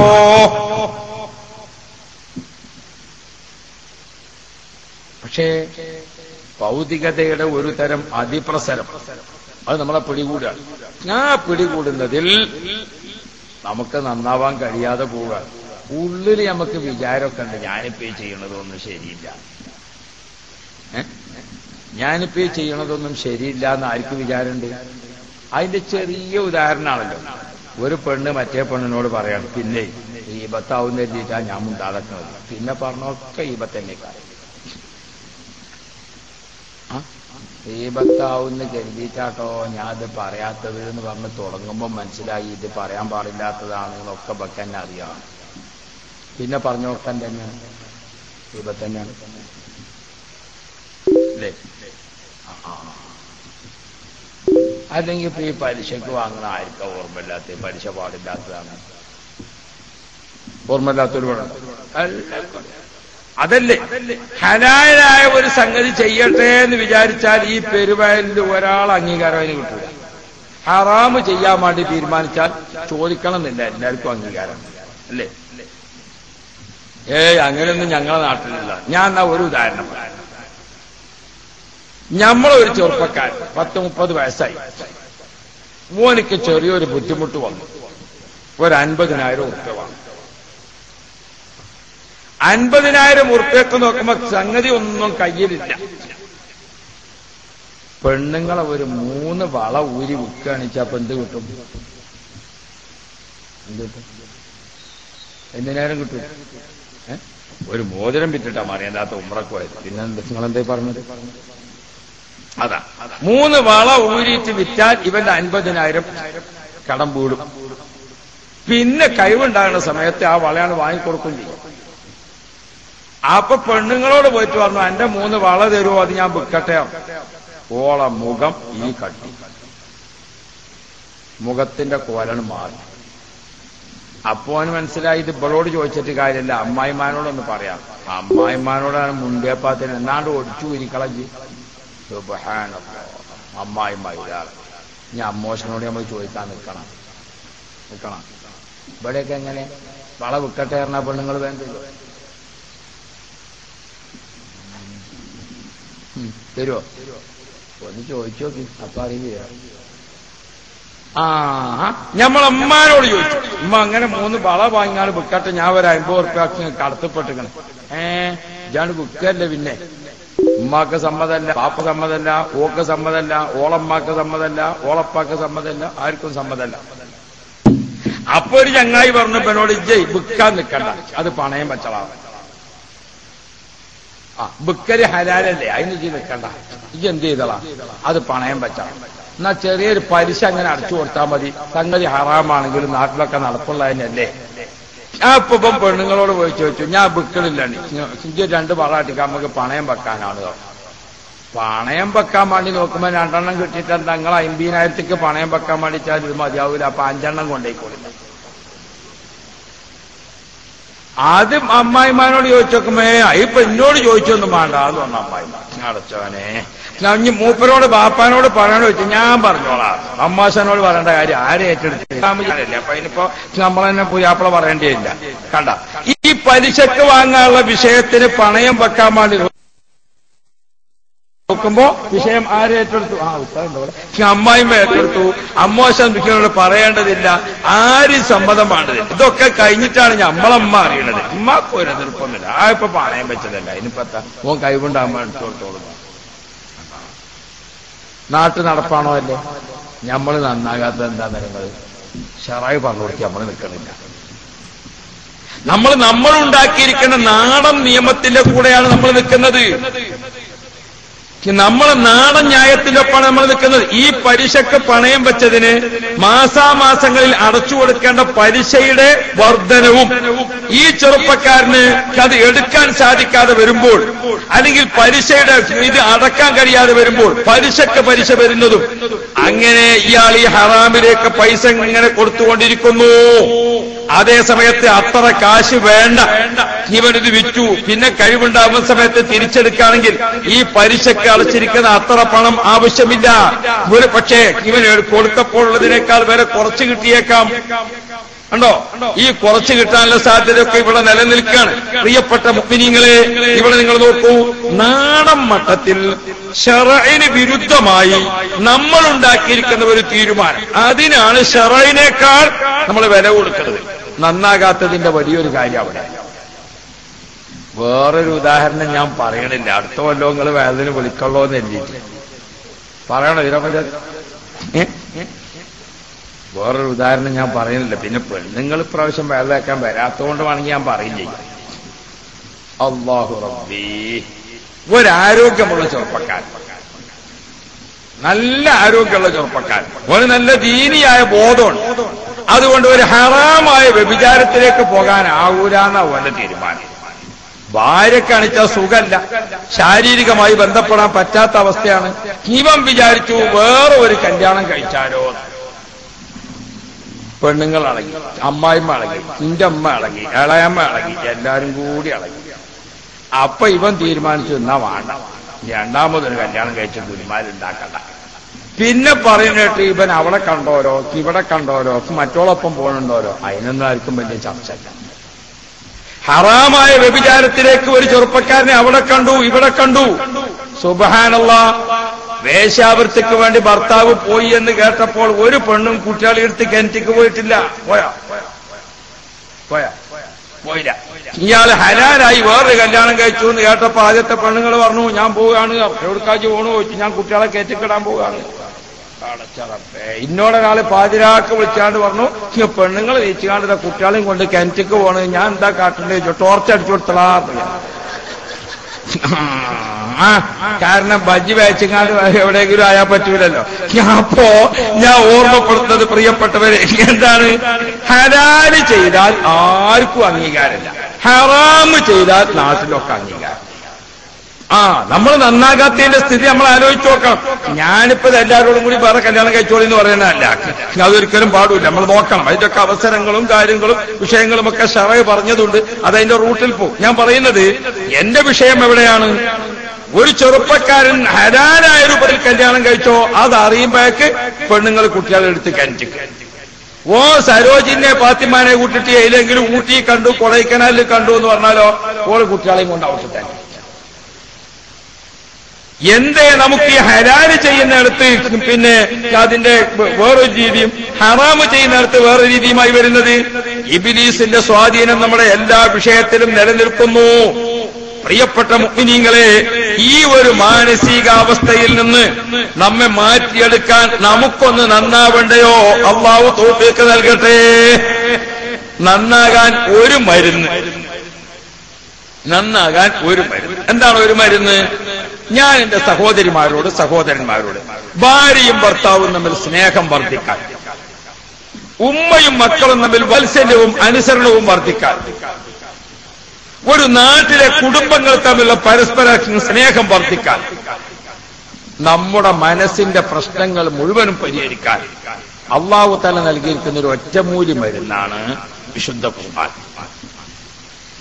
എല്ലാ ദിവസവും ഖുർആനിന്റെ ഒരു പാരായണം നമ്മുടെ ജീവിതത്തിൽ നടന്നേ മതിയാകും. അല്ലാഹു തൗഫീഖ് ചെയ്യട്ടെ. അതിനെന്താ വഴി? നമ്മുടെ ജീവിതത്തിൽ എല്ലാം നമുക്ക് വേണ്ടിയുണ്ട്, അല്ലേ?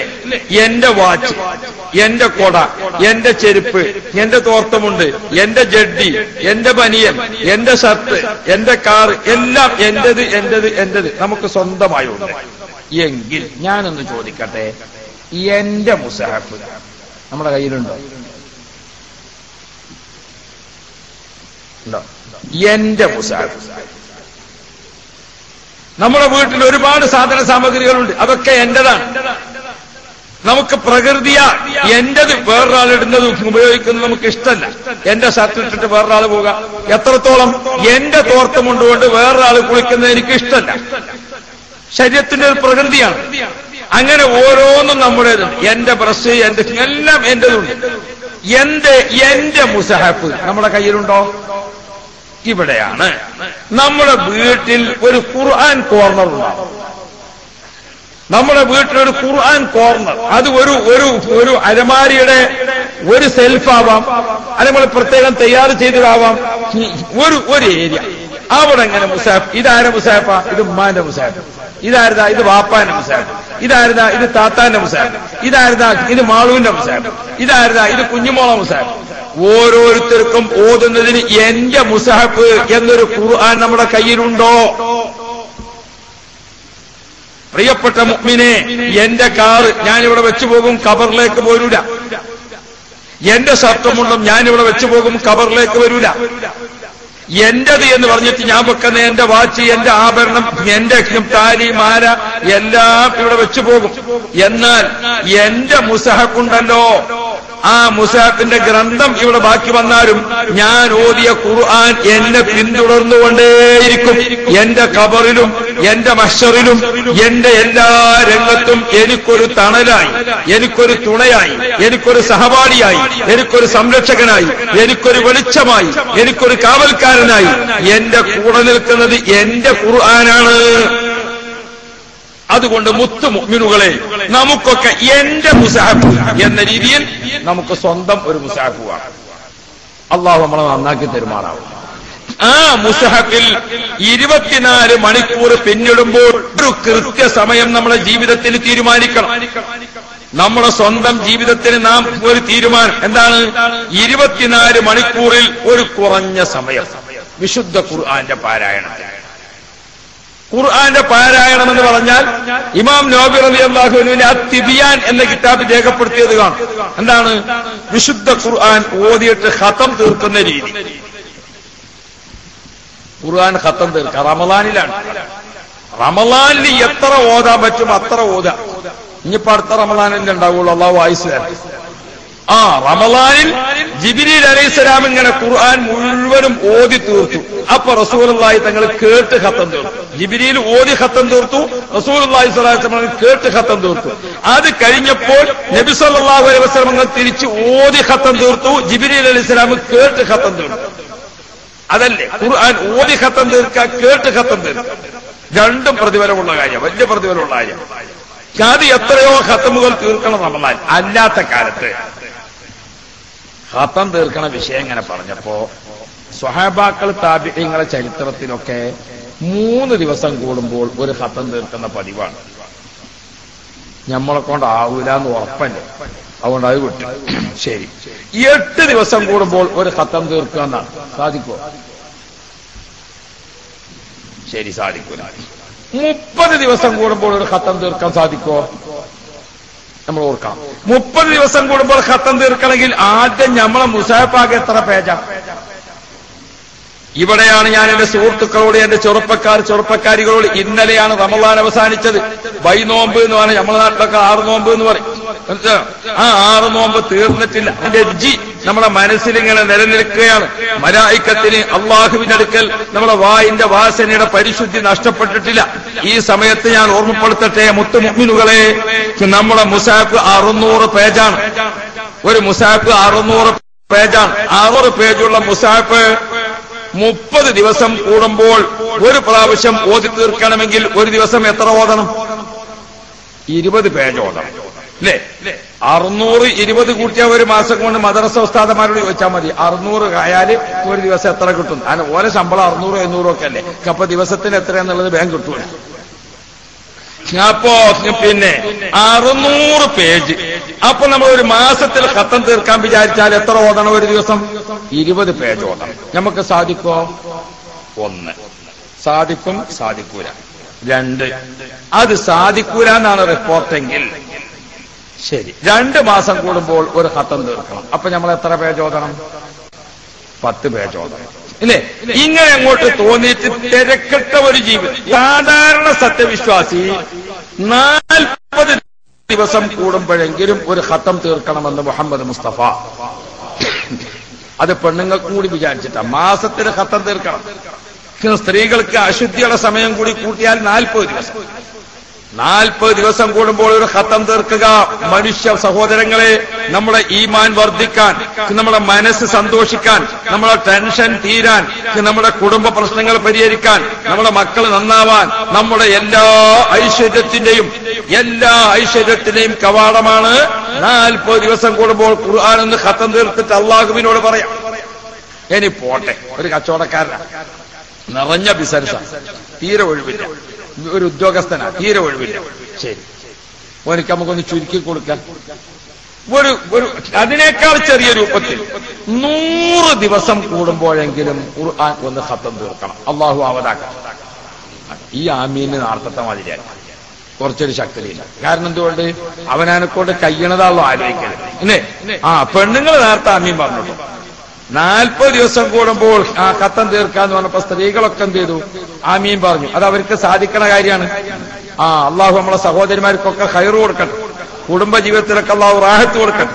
ഭാര്യ ഭർത്തൃ ജീവിതമൊക്കെ അള്ളാഹു സന്തോഷത്തിലായി കൊടുക്കട്ടെ. അതല്ലേ അവളൊക്കെ 40 ആമീൻ പറഞ്ഞു. നിങ്ങളിപ്പോ 100 അപ്പൊ നമ്മൾ കാൽക്കുലേറ്റ് ചെയ്യാം. എന്റെ ജീവിതത്തിൽ 100 ദിവസം കൂടുമ്പോൾ ഈ 600 പേജ് തീരണമെങ്കിൽ ഒരു ദിവസം എത്ര ഓതണം? ഒരു ദിവസം 6 പേജ്. 6 പേജ് ഖുർആൻ ഓതണമെങ്കിൽ എത്ര സമയം വേണം? ഒരു പേജ് ഖുർആൻ ഓതാൻ എത്ര സമയം വേണം? എത്ര വേണം? നമ്മളതിന് മൂസാനോട് ചോദിച്ചു, ഇന്ന് നോൽമ്പത്തില്ലാന്ന്. എന്താ ഉസ്താദെ എണ്ണീറ്റ് മറ്റേ മാസം കാണുമ്പോൾ നിർത്താം, എണ്ണലൊന്നുമില്ല, നോൽക്കലെന്നെ എന്ന മാതിരി നമ്മളിങ്ങനെ ഓതിന് പോണെന്നല്ലാതെ കാൽക്കുലേറ്റ് ചെയ്യലില്ല. നമ്മളെ ജീവിതത്തിലൊന്ന് ശരിക്ക് കാൽക്കുലേറ്റ് ചെയ്തിരിക്കണം. 6 പേജ് ഓതണമെങ്കിൽ ഒരു പേജ് ഓതാൻ സാധാരണ ഓത്ത് നടപ്പുള്ള ഒരാളാണെങ്കിൽ 1.5 മിനിറ്റ് കൊണ്ട് ഒരു പേജ് ഓതിത്തീരും. ഇനി പ്രിയപ്പെട്ടവരെ, ഞാൻ പറഞ്ഞ 1.5 മിനിറ്റ് അഊദു ബില്ലാഹി മിനശ് ശൈത്വാനിർ റജീം ബിസ്മില്ലാഹിർ റഹ്മാനിർ റഹീം അൽഹംദുലില്ലാഹി റബ്ബിൽ ആലമീൻ അർറഹ്മാനിർ റഹീം ഇങ്ങനെ ഓതാണെങ്കിൽ എന്ത് മതി? 1.5 മിനിറ്റ് മതി. അല്ല, ഖുൽ അഊദു ബിറബ്ബിൻ നാസി മലിക്കിൻ നാസി ഇലാഹിൻ നാസി മിൻ ശർരിൽ വസ്വാസിൽ ഖന്നാസ് കുറച്ചുകൂടി സ്പീഡിലാണോ? 1 മിനിറ്റ് കൊണ്ട് ഓതി തീർക്കാം ഒരു പേജ്. ഇനി ഞാൻ അതൊക്കെ വിട്ടു, 2 മിനിറ്റ് കൊണ്ട് ഒരു പേജ് ഏതാൾക്കും ഓതി തീർക്കാം. ഏത് സൂറത്ത് ഓതാണെങ്കിലും 2 മിനിറ്റ് കൊണ്ട് ഒരു പേജ് ഓതാം. 6 പേജ് ഖുർആൻ ഓതാൻ എത്ര മിനിറ്റ് വേണം? 12 മിനിറ്റ്. പ്രിയപ്പെട്ട മോളെ, പ്രിയപ്പെട്ട ചെറുപ്പക്കാരാ, അള്ളാഹു നിന്റെ കണ്ണിന് കാഴ്ച തന്നിട്ട്, കേൾവി ശക്തി തന്നിട്ട്, സംസാരശേഷി തന്നിട്ട്, ശ്വാസോച്ഛ്വാസത്തിന് കഴിവ് തന്നിട്ട്, കൈ തന്നിട്ട്, കാല് തന്നിട്ട്, സബ്ബിഹിസ്മ റബ്ബിക്കൽ അഅ്ലാ അല്ലദീ ഖലഖ ഫസവ്വാ, അള്ളാഹു നിന്നെ സൃഷ്ടിച്ചു, സംവിധാനിച്ചു. അള്ളാഹു തആല ഈ സൗകര്യങ്ങളൊക്കെ നിനക്ക് ചെയ്തു തന്നിട്ട് 24 മണിക്കൂറിൽ ഒരു 12 മിനിറ്റ് അള്ളാഹുമായി ബന്ധപ്പെട്ടുകൊണ്ട് ഖുർആൻ ഓതാൻ നിനക്ക് സമയമില്ലേ? നിനക്ക് നന്നാവണോ? നിനക്ക് ദുനിയാവ് നന്നാവണോ? ആഖിറം നന്നാവണോ? മക്കൾ നന്നാവണോ? ഭാര്യ നന്നാവണോ? ഭർത്താവ് നന്നാവണോ? നിനക്ക് ഏത് നന്മയാണ് ഉദ്ദേശിക്കുന്നത്? ഏത് നന്മ നീ ഉദ്ദേശിച്ചാലും അള്ളാഹുവിന്റെ കലാമ് ദിവസം ഒരു 10 മിനിറ്റ് ഓതാൻ, 6 പേജ് ഓതാൻ 10 മിനിറ്റ് മതി. പ്രിയപ്പെട്ട മുഅ്മിനെ, 12 മിനിറ്റ് എടുത്തുകൊണ്ട് നീ 6 പേജ് ഓതുകയാണെങ്കിൽ ആ 12 മിനിറ്റ് 3 മിനിറ്റ് അള്ളാഹുവിനോട് ദുആ ചെയ്യ. ആ മുസാഫ് ഓതി കഴിഞ്ഞിട്ടൊന്ന് കയ്യിൽ പിടിച്ചിട്ട്, പടച്ചവനെ നിന്റെ ഖുർആനാണ് സാക്ഷി, എന്റെ കുടുംബജീവിതം നീ നന്നാക്കി തരണേ. പടച്ചവനെ നിന്റെ ഖുർആനാണ് സാക്ഷി, എന്നെ നീ ഒരു അപകടത്തിൽ പെടുത്തല്ലേ. ഇതൊന്ന് ദിവസവും ഖുർആൻ ഓതിക്കൊണ്ട് ദുആ ചെയ്യാൻ നമ്മൾ സമയം കണ്ടെത്തിയേ പറ്റൂ. അപ്പൊ എന്റെ മുസാഫിൽ ദിവസവും ഞാനൊരു 10 ഓത്ത് എന്റെ മുസാഫിലാണ് ഞാൻ ഓതുന്നത്. എല്ലാ ദിവസവും ഒരു ഓത്ത്. അത് നിങ്ങൾക്ക് എപ്പോഴാ സാധിക്കാം? ഇശാന്റെ ശേഷമാണോ? അല്ലല്ലോ. സുബഹിന്റെ ശേഷമാണോ? അല്ലല്ലോ. ളുഹ്റാണോ? അല്ലല്ലോ. ഒരു ചിട്ട. അപ്പൊ ആ ചിട്ടയിൽ നമ്മൾ ഓതുമ്പോ എന്താ പ്രശ്നം? എന്താ ചിട്ടയിൽ ഓതുമ്പോ? അതാണല്ലോ, നമ്മളൊരു ഭക്ഷണം ഇങ്ങനെ കൃത്യസമയത്ത് കഴിച്ചുകൊണ്ട് വന്ന ആ സമയമാകുമ്പോൾ ഭക്ഷണത്തിന് അറിയാതെ ഇങ്ങനെ വിശപ്പ് വരും. ളുഹ്ർ നിസ്കരിച്ച് ഭക്ഷണം കഴിക്കുന്ന ആൾക്ക് ആ സമയം ഇങ്ങനെ ആയ താനെ ഭക്ഷണം കഴിക്കേണ്ട ഉൾവിളി ഇങ്ങനെ വരും. ചെറിയൊരു പഞ്ചാരിയും കൂടി ഉണ്ടെങ്കിൽ പറയും വേണം, ഒരു ഷുഗർ കംപ്ലൈന്റും കൂടി ഉണ്ടെങ്കിൽ വിവരം പറയും വേണം, സ്വാഭാവികമായിട്ടും. അപ്പോ നമ്മുടെ ആമാശയത്തിനുള്ളിൽ നാം കഴിക്കുന്ന ഭക്ഷണത്തെ കാത്തു നിൽക്കുന്ന വിവിധ ആളുകളാണ്.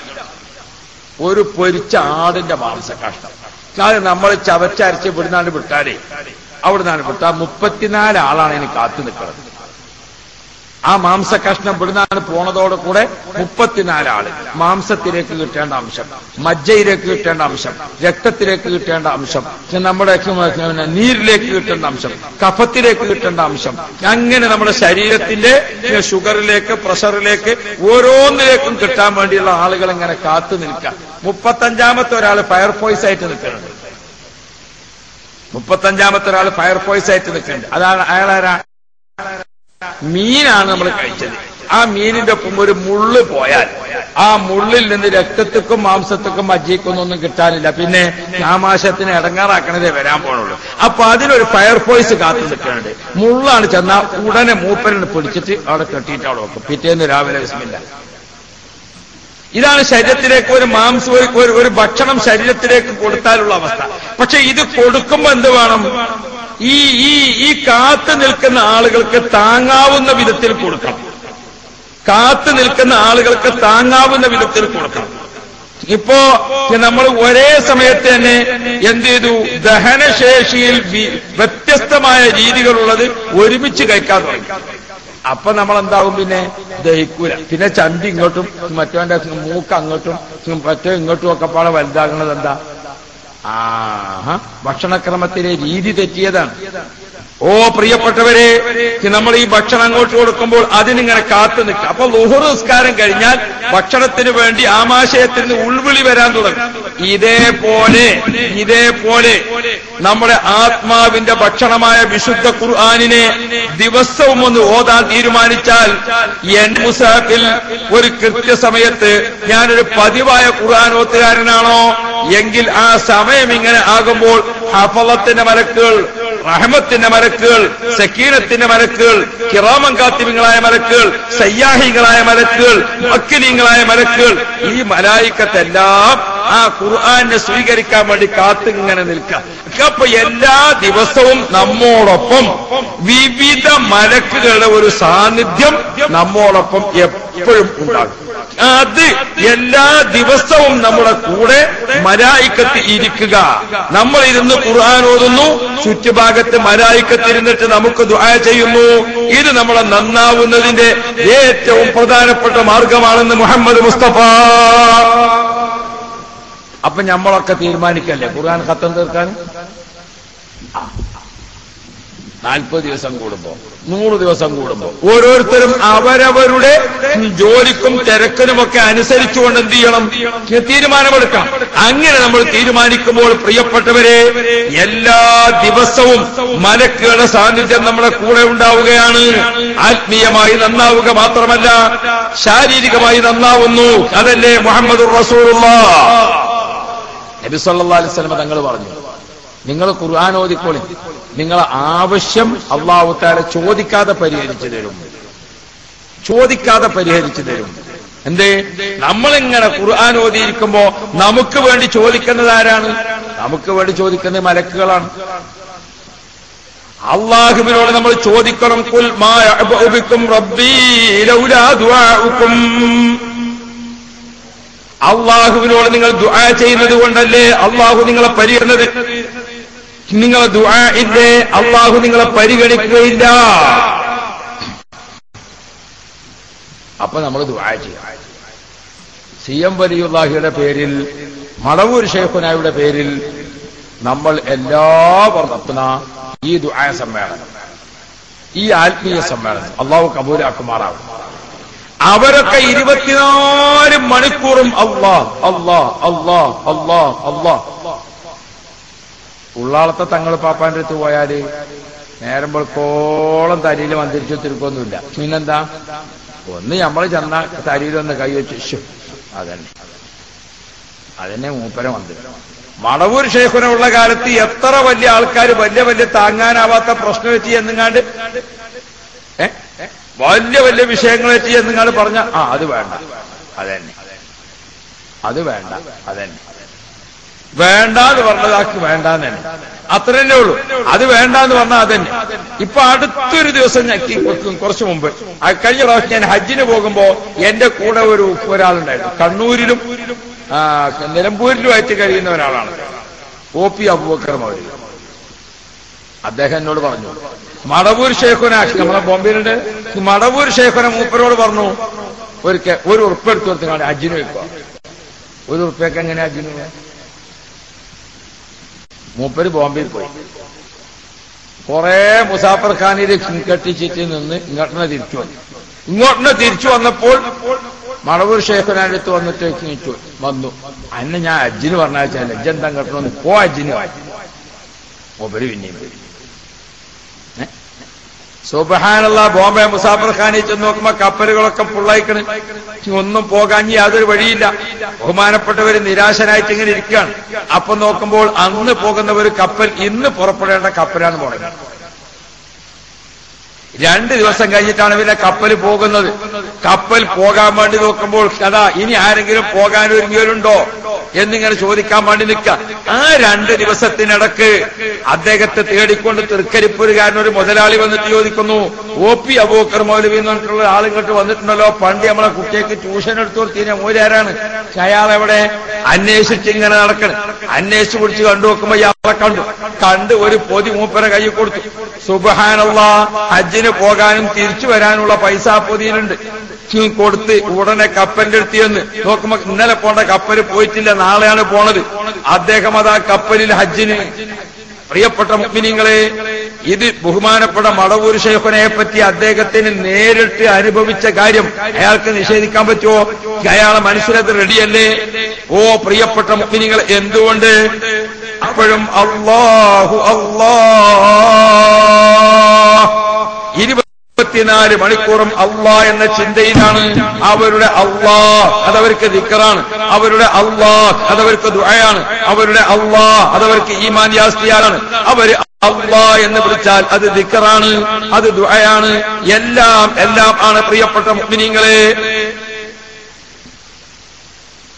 മഹാന്മാരായ ആളുകൾ കഥാ ബഹുമാനപ്പെട്ട ഉള്ളാളത്തെ തങ്ങൾ പാപ്പാടുത്തി എന്നാൽ കയ്യൊന്നിങ്ങനെ തരും, അത് മതി. എന്തുകൊണ്ട്? അവര് 24 മണിക്കൂറും ഉള്ളാളത്തെ തങ്ങൾ പാപ്പ തീരെ സുഖമില്ല, അവശനാണ്, വയസ്സ് 97ആയി. അള്ളാഹു ആഫിയത്ത് കൊടുക്കട്ടെ. ഇപ്പോഴും തങ്ങളുപ്പാപ്പ നിസ്കരിക്കുന്ന വിത്തർ 11 റക്അത്താണ്. ഒരു റക്അത്ത് ഇരുന്ന് നിസ്കരിച്ചു, രണ്ടാമത്തേക്ക് നിൽക്കാൻ ഈ ഒരു റക്അത്ത് നിന്ന് നിസ്കരിച്ചു, രണ്ടാമത്തേതിന് നിൽക്കാൻ പറ്റാത്തതുകൊണ്ട് ഇരുന്നാ നിസ്കരിക്കുന്നത്. ആ 2 റക്അത്ത് നിസ്കരിച്ച് കുറെ ദിക്റിയല് ക്ഷീണമൊക്കെ മാറ്റി വീണ്ടും ആദ്യത്തെ റക്അത്ത് നിസ്കരിച്ചു, അത് ഇരുന്ന് നിസ്കരിച്ചു, മൂന്നാമത്തെ ഇരുന്ന് നിസ്കരിച്ച 4-മത്തെ പിന്നെ നിന്നാ നിസ്കരിക്കുന്നത്. പ്രിയപ്പെട്ട മുഅ്മിനീങ്ങളെ, ഈ രൂപത്തിലായിട്ട് പോലും വിത്തർ 11.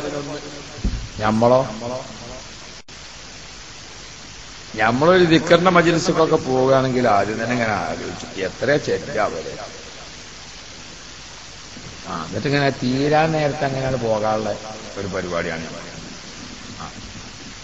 തീരാൻ നേരത്ത് ഇങ്ങനെയാണ് കയറി കൂടിയിട്ട് ആദ്യം മുതലേ ചെല്ലിയോലൊക്കെ ആമീൻ എന്ന് പറയുമ്പോ ഈ അവസാനം പോയി കുത്തിരുന്ന നമ്മൾ ആമീൻ യാ റബ്ബല്ലാലമീൻ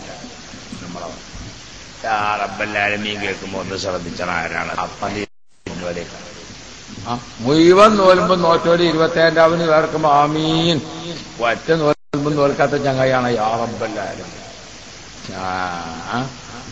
അന്നങ്ങള് നമ്മളെ ദുആയിലും കൂടി നമ്മളെന്താണ് അള്ളാഹിനെ പറ്റിച്ചിന് ഏർപ്പാടാണ് ഇവിടെ നമ്മൾ ഓർമ്മിക്കേണ്ടത്. അപ്പൊ ഞാൻ പറഞ്ഞു വന്നു, ഒന്ന് വിശുദ്ധ ഖുർആനിന്റെ ഒരു നിത്യപാരായണം. ദർസുകളിലേക്ക് കുട്ടികളെ ഓതാൻ വേണ്ടി പോകുമ്പോ നമ്മുടെ മുദരിസുമാരായ പഴയ ഉസ്താദുമാര് വളരെ കണിശമായും ശ്രദ്ധിച്ചും നടപ്പാക്കുന്ന ഒരു കാര്യമാണ്. രാവിലെ സുബഹി നിസ്കരിച്ചാൽ 1/2 ജുസ് ഖുർആൻ ഓതിയേ മതിയാകൂ. ഇത് എന്റെ വീട്ടിലെ ഉമ്മമാരെ, സഹോദരിമാരെ, നമ്മുടെയൊക്കെ വീട്ടിലൊരു ഖുർആൻ കോർണർ, ദിവസവും ഒരു ഖുർആൻ പാരായണം. ഉമ്മയുടെ മുസാഫിൽ, വാപ്പയുടെ മുസാഫിൽ, ജ്യേഷ്ഠന്റെ മുസാഫിൽ, മോൻ മുസാഫിൽ, ദിവസവും ഒരു ഖുർആൻ പാരായണം നടക്കട്ടെ. അത് നമ്മുടെ ആത്മാവിനെ ശുദ്ധീകരിക്കും, ശരീരത്തെ ശുദ്ധീകരിക്കും, കുടുംബ ബന്ധങ്ങളെ നന്നാക്കി തീർക്കും, നമ്മുടെ സ്വത്ത് ഹലാലാക്കാൻ അത് നമ്മെ സഹായിക്കും. അങ്ങനെ നമ്മളെ നന്മയുടെ വിവിധ കവാടങ്ങൾ നമുക്ക് തുറക്കപ്പെടുന്നതിൽ വലിയ പങ്ക് വഹിക്കുന്ന സംഗതിയാണ് വിശുദ്ധ ഖുർആനിന്റെ പാരായണം. അല്ലാഹു നമുക്ക് തൗഫീഖ് ചെയ്യട്ടെ. ദുആ, അല്ലാഹുവിനോട് ദുആ ചെയ്യും.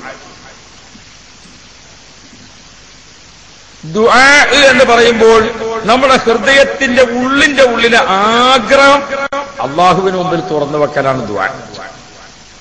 അത് ഒറ്റക്ക് ദുആ ചെയ്യാം, കൂട്ടമായി ദുആ ചെയ്യാം. ഒറ്റക്കും ദുആയുണ്ട്, കൂട്ടമായിട്ടും ദുആയുണ്ട്. നമ്മുടെ നാട്ടിലൊക്കെ ചില ആൾക്കാരെ കാണാം കൂട്ടായിട്ട് ദുആർന്നാൽ ആകെ ബേജാറാവുമോ എന്ന് വിചാരിച്ചു അല്ലേ. നിസ്കാരമൊക്കെ കഴിഞ്ഞിട്ടാണ് ചില അയാൾ ഓടിപ്പോയിട്ട് ഒഴിഞ്ഞു കുത്തിനിട്ട് അള്ളാഹുവേ എനിക്കും പെണ്ണുങ്ങൾക്കും ഒരിക്കൽ കൂട്ട ദുആക്ക് വലിയ ബേജാറ്. കാരണം എന്തുകൊണ്ട് നമ്മളെടുത്ത് ഇപ്പൊ ഒരു 100 ഉറുപ്പിക ഉണ്ട്, ഒരു പാവപ്പെട്ട ആൾക്ക് കൊടുക്കണം എന്ന് വിചാരിച്ചു. 10 പാവപ്പെട്ടവർ വന്നാൽ നമ്മളെന്ത് ചെയ്യും? ആ 100 ഇപ്പൊ 30 എല്ലാവർക്കും 30 കൊടുക്കും. അപ്പൊ 10 ആൾ ഒരുമിച്ച് ചോദിച്ചാൽ 100 കിട്ടുന്നത് 30 ആവുമല്ലോ. ഈ കണക്കൂട്ടിൽ തന്നെ ബല അള്ളാനെ പറ്റിയും കൂട്ടിയത്. അതുകൊണ്ട് കൂട്ടുപ്രാർത്ഥനയ്ക്ക് പേടിയാണ് ചെറിയ. അഷ്റഫുൽ വറ മുഹമ്മദുർ റസൂലുള്ളാഹി വിശുദ്ധ ഖുർആൻ നമ്മെ പഠിപ്പിക്കുന്നു. നബിയുല്ലാഹി ആദം നബി അലൈഹിസ്സലാം അള്ളാഹുവിനോട് ദുആ ചെയ്തുകൊണ്ടേയിരുന്നു. ബഹുമാനപ്പെട്ട ഹവ്വാ ബീവി റളിയല്ലാഹു അൻഹ ആമീൻ. ഒരാള് ദുആ ചെയ്യാം, മറ്റുള്ളവർ ആമീൻ പറയുക. അതാണ് കൂട്ടുപ്രാർത്ഥന. ആദം നബി അലൈഹിസ്സലാം ദുആ ചെയ്തു, ഹവ്വാ ബീവി പറഞ്ഞു ആമീൻ. ആ ദുആ ഖുർആൻ നമുക്ക് മനസ്സിലാക്കി തരുന്നു. റബ്ബനാ വലംനാ അൻഫുസനാ വഇല്ലം തഗ്ഫിർ ലനാ വതർഹംനാ ലനകൂനന്ന മിനൽ ഖാസിരീൻ. ആദം നബി ദുആ ചെയ്തു, ഹവ്വാ ബീവി റളിയല്ലാഹു അൻഹ ആമീൻ പറഞ്ഞു. ബഹുമാനപ്പെട്ട ഖലീലുല്ലാഹി ഇബ്രാഹിം നബി അലൈഹിസ്സലാം ദുആ ചെയ്തു. ഇസ്മായിൽ നബി അലൈഹിസ്സലാമും ജിബ്രീൽ അലൈഹിസ്സലാമും ആമീൻ പറഞ്ഞു.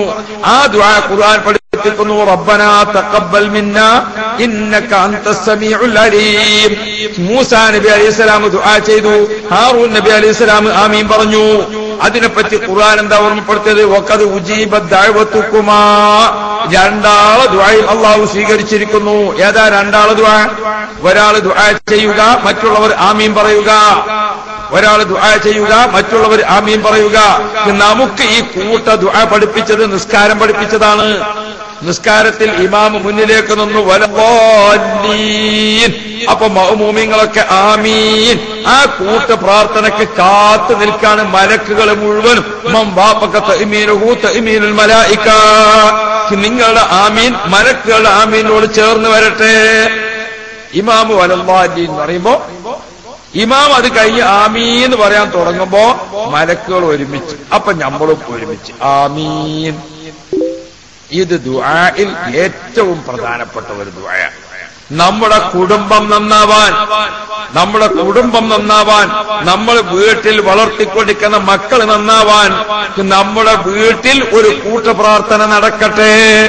എന്റെ ഉമ്മമാർ, ഉപ്പമാരെ, ഭാര്യ, ഭർത്താവ്, 4 മക്കൾ, അവര് വീട്ടിലിരുന്നുകൊണ്ട് ഒരുമിച്ച് ഭക്ഷണം കഴിക്കുക.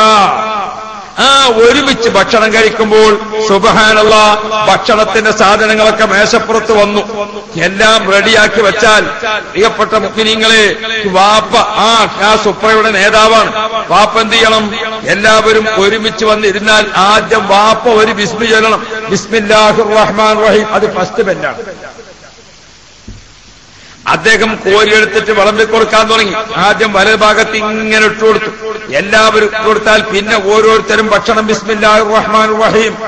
ഭക്ഷണം ഇങ്ങനെ കഴിക്കുമ്പോൾ മോനെ നിനക്കെന്താ ഏർപ്പാട്, നാളെ പണിയുണ്ടോ? ഓരോരുത്തരോടും വാപ്പങ്ങനെ സുഖവിവരങ്ങൾ അങ്ങോട്ടും ഇങ്ങോട്ടൊക്കെ അന്വേഷിച്ചൊക്കെ റെഡിയായി. ഭക്ഷണം കഴിച്ച് കഴിയുമ്പോൾ അവിടെ ഇരുന്നു കൊണ്ട് അൽഹംദുലില്ലാഹ്, പടച്ചവനെ ഹലാലായ റിസ്ക് നീ ഇന്ന് ഞങ്ങൾക്ക് തന്നു. പടച്ചവനെ നാളെയും ഹലാലായ റിസ്ക്കിന് വേണ്ടി ഞങ്ങളൊക്കെ ചെയ്യുന്ന ജോലി, കച്ചവടം, വ്യാപാരം, വ്യവസായം, കൃഷി, ഇതിൽ നീ ബർക്കത്ത് ചെയ്യണേന്ന് വാപ്പെന്ന് ദ്വാരക്കാൻ ഭാര്യ മക്കളും ആമീൻ. അത് നിങ്ങളെ കുടുംബത്തിന്റെ സ്നേഹം വർദ്ധിക്കാൻ. പ്രിയപ്പെട്ട മുഅ്മിനീങ്ങളെ, ഞാൻ ഭക്ഷണം കഴിച്ചേർത്ത് ഇരുന്നുകൊണ്ട് അള്ളാഹുവാണ് ഭക്ഷണം തന്നവൻ, അള്ളാഹുവാണ് രോഗം തരുന്നവൻ. അല്ലദീ അത്അമഹും മിൻ ജൂഅ് വആമനഹും മിൻ ഖൗഫ്. അത്അമഹും മിൻ ജൂഅ് വആമനഹും മിൻ ഖൗഫ്. പ്രിയപ്പെട്ട മുഅ്മിനീങ്ങളെ, ആ ഭക്ഷണം കഴിച്ചു കഴിഞ്ഞേർത്ത് തന്നെ ഇരുന്നുകൊണ്ട് പടച്ചവനോട് റബ്ബേ, ഈ ഭക്ഷണം കഴിച്ചതിന്റെ പരമായി ഞങ്ങൾക്ക് ആരോഗ്യം തരണം, രോഗം തരല്ലേ. കണ്ടോ, ഓരോ വീട്ടിലും ആ കൂട്ട ദുആക്ക് ഞാനൊരു അവസരം പറഞ്ഞതാണ്. പ്രിയപ്പെട്ട മുഅ്മിനീങ്ങളെ, ഭാര്യയും ഭർത്താവും മക്കളും ഒരുമിച്ചിരുന്ന് ഭക്ഷണം കഴിച്ചിട്ട് ഭക്ഷണത്തിൽ ആ ഡൈനിങ് ടേബിളിന്റെ അവിടെ തന്നെ ഇരുന്നു കൊണ്ട് ഒന്ന് ആമീൻ, ഉമ്മാക്കൊന്ന് ദ്വാർന്നൂടെ, വാപ്പ വീട്ടിലില്ലെങ്കിൽ വാപ്പാക്കൊന്ന് ദ്വാർന്നൂടെ, ഭാര്യനും മക്കളെയൊക്കെ കൂട്ടിയിട്ട്. പ്രിയപ്പെട്ട മുഅ്മിനീങ്ങളെ, കുടുംബത്തിന്റെ സ്നേഹം വർദ്ധിക്കാൻ വാപ്പയും മക്കളും എന്ന രീതിയിൽ പരസ്പരം അങ്ങോട്ടും ഇങ്ങോട്ടുമുള്ള അനുസരണവും വാത്സല്യവും വർദ്ധിക്കാൻ ഈ ഭക്ഷണം കഴിച്ചുള്ള ദുആ ഏറ്റവും പ്രധാനപ്പെട്ടതാണെന്ന് മുഹമ്മദ് മുസ്തഫ. അതിനിപ്പോ എവിടെ നമുക്ക് നേരമുണ്ടോ? ഇപ്പൊ നമ്മൾ വീട്ടിൽ ചെന്ന് നോക്കിയാൽ ഒരു പെണ്ണ് വീട്ടിൽ ഇങ്ങനെ ഭക്ഷണം ഉണ്ടാക്കണ, അടുക്കള, ബാക്കിയുള്ളത് എല്ലാം ഒരു സ്ത്രീയൻ. ഡൈനിങ് ടേബിളിൽ എല്ലാ സാധനവും കൊണ്ടുവന്ന് വെച്ചു. ഒരു വീട്ടിൽ ചെന്ന് നോക്കുമ്പോ ഭക്ഷണമൊക്കെ എല്ലാം റെഡിയാക്കി കൊണ്ടുവന്ന് വെച്ച് ഞാൻ വിചാരിച്ചിരുന്ന അവിടുത്തെ വേലക്കാരിയൊക്കെ ഭക്ഷണമൊക്കെ ഉണ്ടാക്കിയൊക്കെ കൊണ്ടുവന്ന് വെച്ച് മേശന്മാരൊക്കെ റെഡിയാക്കി വെച്ചതിന് ശേഷം ഈ കൊണ്ടുവന്ന് വെച്ച പെണ്ണുങ്ങൾ എന്ത് ചെയ്തു? മൊബൈൽ ഫോൺ എടുത്തു. മൊബൈൽ ഫോൺ എടുത്തിട്ട് ഒരു മിസ്സാണ് നോക്കുമ്പം പെന്റെ മേലെന്ന് കണ്ടിക്കുന്ന പുറച്ചോനെ മരിന്ന് കൊരങ്ങന്മാര് വരുന്ന മാതിരി കുട്ടികളെ നറ്റി കിടക്കിട്ട് നേരെ കോളിമത്ത്. ഉമ്മ വേലക്കാരിയായിട്ട് ഈ പണിയൊക്കെ എടുത്തുകൊണ്ട് ഒരു മിസ്സിലാണ്. ആ മിസ്സിട്ടപ്പോ മേലത്തെ റൂമിൽ ഓരോരോ കുട്ടികൾ ഇങ്ങോട്ട് ഓടി വന്ന് ഈ മേശപ്പുറത്താണ് കയറിയിട്ട് കൊരങ്ങന്മാരെ അതിൽ തന്നെ എന്നെ കുറെ ഭാര്യ വലിച്ചിട്ട് കുറെ പറ്റിയത് കുറെ പറ്റാത്തത് വലിച്ചു കഴിഞ്ഞ് എല്ലാം തിരിച്ച് അങ്ങോട്ട് കയറിപ്പോയി. ഇത് നമ്മളെ വീടുകളിൽ നടക്കുന്ന രീതിയാണ്. ഞമ്മക്ക് നന്നായിട്ട് ഭയങ്കര പൊന്തിയോടുവാണ്.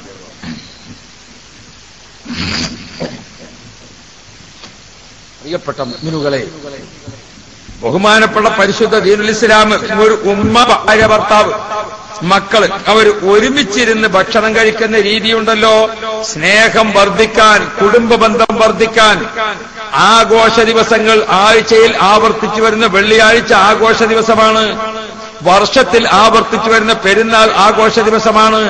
ഈ ആഘോഷ ദിവസങ്ങളിൽ ദിക്ർ, അതേപോലെ തന്നെ ദുആ, അതേപോലെ തന്നെ ഭക്ഷണം കണ്ട നിങ്ങൾ, ഇതൊക്കെ നമ്മൾ തമ്മിലുള്ള ബന്ധങ്ങളെ വർദ്ധിപ്പിക്കേണ്ട ഉപാധിയായി പരിശുദ്ധ ഇസ്ലാം നമുക്ക് പഠിപ്പിച്ചു തന്നില്ലേ?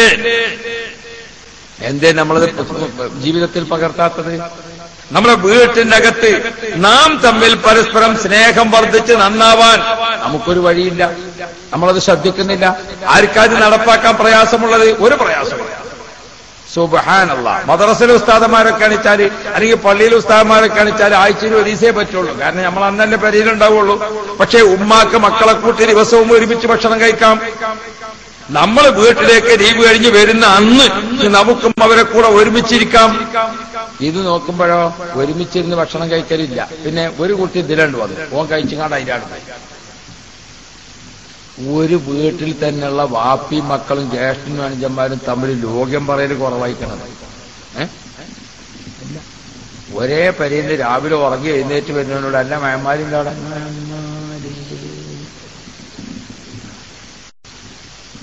ഓനെ നമ്മൾ ഇന്നലെ കണ്ടിട്ട്, അനുജൻ ഓനെ കണ്ടിട്ട് ഒരാഴ്ച. ഒരേ പരിയിലുള്ള പോലെ വിവരമാണ് ഇപ്പൊ. എങ്ങനെ നമ്മൾ നന്നാകും? ഒരു ഉമ്മയുടെയും വാപ്പയുടെയും മക്കൾ ഒരുമിച്ച് ഒരു നേരമെങ്കിലും ഒന്ന് ഭക്ഷണം കഴിക്കുന്ന രീതിയുണ്ടോ?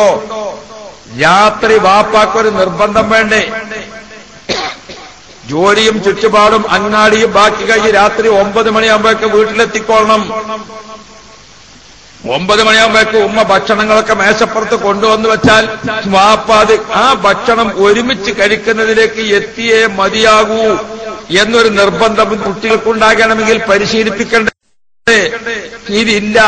ഇപ്പൊ നമുക്കൊന്ന് വാപ്പാനെ അനുസരിക്കുന്നില്ല, ഉമ്മയെ അനുസരിക്കുന്നില്ല. മകനെ പിടിച്ചിട്ട് രണ്ടാണ് കൊടുത്ത്, വാപ്പ എന്താടാ എനിക്കൊരു മൈൻഡില്ലേ എന്ന് വെച്ചു. അപ്പൊ ഒന്നൊരൊഴിച്ചും കൊണ്ട് മൈൻഡിക്കോളെ വാപ്പാ.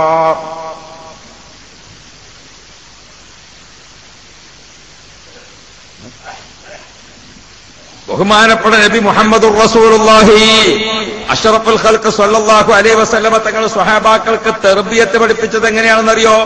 റസൂലുള്ളാഹി തങ്ങൾ മുന്നിൽ നടക്കുക, സിദ്ദീഖ് റളിയല്ലാഹു അൻഹു വലഭാഗത്ത് ഒരടി ബാക്കില്, അതിന്റെയും ഒരടി ബാക്കിലായിട്ട് ഉമർ ഖത്താബ് റളിയല്ലാഹു അൻഹു. അങ്ങനെ അവര് നടക്കാറുള്ളൂ, അങ്ങനെ അവർ ഇരിക്കാറുള്ളൂ, അങ്ങനെ അവർ ജീവിക്കാറുള്ളൂ. ഇന്ന് മദീന മുനവറയിൽ പോയി നോക്കിയാൽ അവരെ കിടക്കുന്നതും അങ്ങനെയാ. റസൂലുള്ളാഹി തങ്ങളെ കിടക്കുന്നു. റസൂലുള്ളാഹിന്റെ അരക്കെട്ടിന് നേരെ തല വരുന്ന രീതിയിൽ സിദ്ദീഖ് തങ്ങൾ അരക്കെട്ടിന് നേരെ തല വരുന്ന രീതിയിൽ ഉമർ ഖത്താബ് തങ്ങൾ, മൂന്നാളും കൂടി ഒരു പ്രാവശ്യം മദീനത്തിൽ കൂടെ ഇങ്ങനെ നടക്കുമ്പോൾ സംസാരിച്ചുകൊണ്ട് ഇങ്ങനെ നടക്കുന്നതിനിടക്ക് ഒരു പ്രാവശ്യം ഉമർ ഖത്താബ് തങ്ങളുടെ കാല് 2 അടി മുന്നോട്ട് പോയി. സിദ്ദീഖ് തങ്ങളെക്കാൾ 1 അടി ഉമർ ഖത്താബ് തങ്ങളെ കാല് മുന്നോട്ട് കടന്നപ്പോൾ നബി തങ്ങൾ അവിടെ നിർത്തി നടക്കലവിടെ നിർത്തിയിട്ട് ഉമറിനോട്, ഉമറെ, ആരുടെ മുമ്പിലേക്കാണ് നീ കാലെടുത്തു വെച്ചത് എന്ന് ഓർക്കുന്നുണ്ടോ എന്ന് ചോദിച്ചു. മുത്തുനബി സ്വഹാബത്തിന് കൊടുത്തിരിക്കുന്ന തെർബിയത്ത് നോക്കൂ നിങ്ങൾ. നമ്മളെ വീട്ടിൽ തെർബിയത്തുണ്ടോ? നമ്മളെങ്ങനെ നന്നാവും? നന്നാകാൻ വേണ്ടി ഇസ്ലാം പ്രേരിപ്പിച്ച പഠിപ്പിച്ച ആ മാർഗങ്ങളൊന്നും നമ്മൾ അവലംബിക്കാറില്ല, നമ്മൾ ശ്രദ്ധിക്കാറില്ല. പ്രിയപ്പെട്ട മുഅ്മിനീങ്ങളെ, നമുക്ക് എല്ലാത്തിനും ഒരു കാൽക്കുലേഷൻ. 24 മണിക്കൂർ നാം എങ്ങനെ ഉപയോഗപ്പെടുത്തണം, മക്കളെങ്ങനെ ഉപയോഗപ്പെടുത്തണം, ഒരു വീട്ടിലേക്ക് കിട്ടുന്ന വരുമാനം, ആ വരുമാനത്തെ എങ്ങനെ ഉപയോഗപ്പെടുത്തണം. ഓനും ശമ്പളമുണ്ട്, ഇവനും ശമ്പളമുണ്ട്, ഓനും പണിക്കുണ്ട്, ഇവനും പണിക്കുവാനുണ്ട്. എല്ലായിടത്തും കൂടി ഇങ്ങനെ കവകുവ ചെലവാക്കിയാൽ മതിയോ? ഇതിനൊക്കെ ഓരോന്നിനും ഇത് ആത്മീയ ലോകത്തേക്ക്, നമ്മുടെ ശാരീരിക ലോകത്തേക്ക്, നമ്മുടെ ഭൗതിക ലോകത്തേക്കില്ല. ഒരു കൃത്യനിഷ്ഠയിൽ ഒരു ചിട്ട വേണ്ടേ? ഞാൻ ഓർമ്മപ്പെടുത്തുന്നത്, വീട്ടിനകത്ത് ഒരുമിച്ചൊരു ഭക്ഷണം കഴിച്ചിട്ട് ദുആ ചെയ്യുന്ന രീതിയുണ്ടോ? ആ കുടുംബത്തിൽ നല്ല ഐശ്വര്യമുണ്ടാകും, യാതൊരു തർക്കവുമില്ല.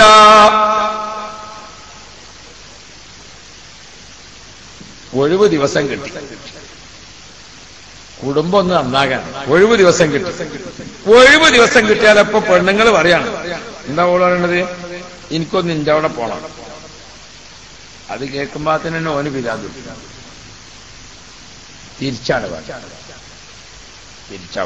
ഭർത്താവിനോട് ഭാര്യ ചോദിക്കാനില്ല, നിങ്ങൾ സുഖമില്ലാതെ വന്നത് എത്ര ദിവസമായി, ഞമ്മക്കൊന്ന് പോയോക്കണ്ടേ? ഒരു ചോരി പറഞ്ഞ ആൾക്കാരല്ല നിങ്ങൾ രണ്ടാളും, ഞമ്മളൊന്ന് പോയോക്കില്ലെങ്കിൽ എത്ര മോശമാണ്. അതുകൊണ്ട് നിങ്ങളെ പെങ്ങളവിടെ നമുക്കൊന്ന് പോകുകയല്ലേ എന്ന് ഭർത്താവിന്റെ പെങ്ങളെ കാണാൻ പോകാൻ ആര് ചോദിക്കണം? ഭാര്യ അങ്ങോട്ട് ചോദിക്കണം. അത് ഭാര്യയോട് അവന് സ്നേഹം വർദ്ധിക്കാൻ ഏറ്റവും പറ്റിയതാണ്.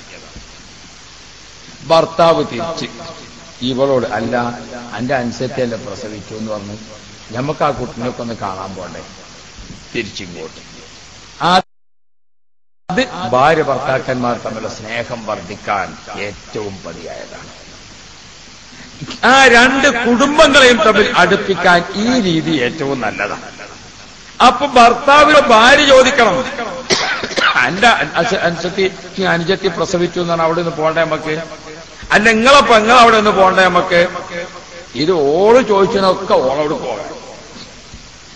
ഇല്ലാത്ത നേരത്തെ ഉണ്ടാക്കി എവിടേക്ക് തന്നെ പോകണം?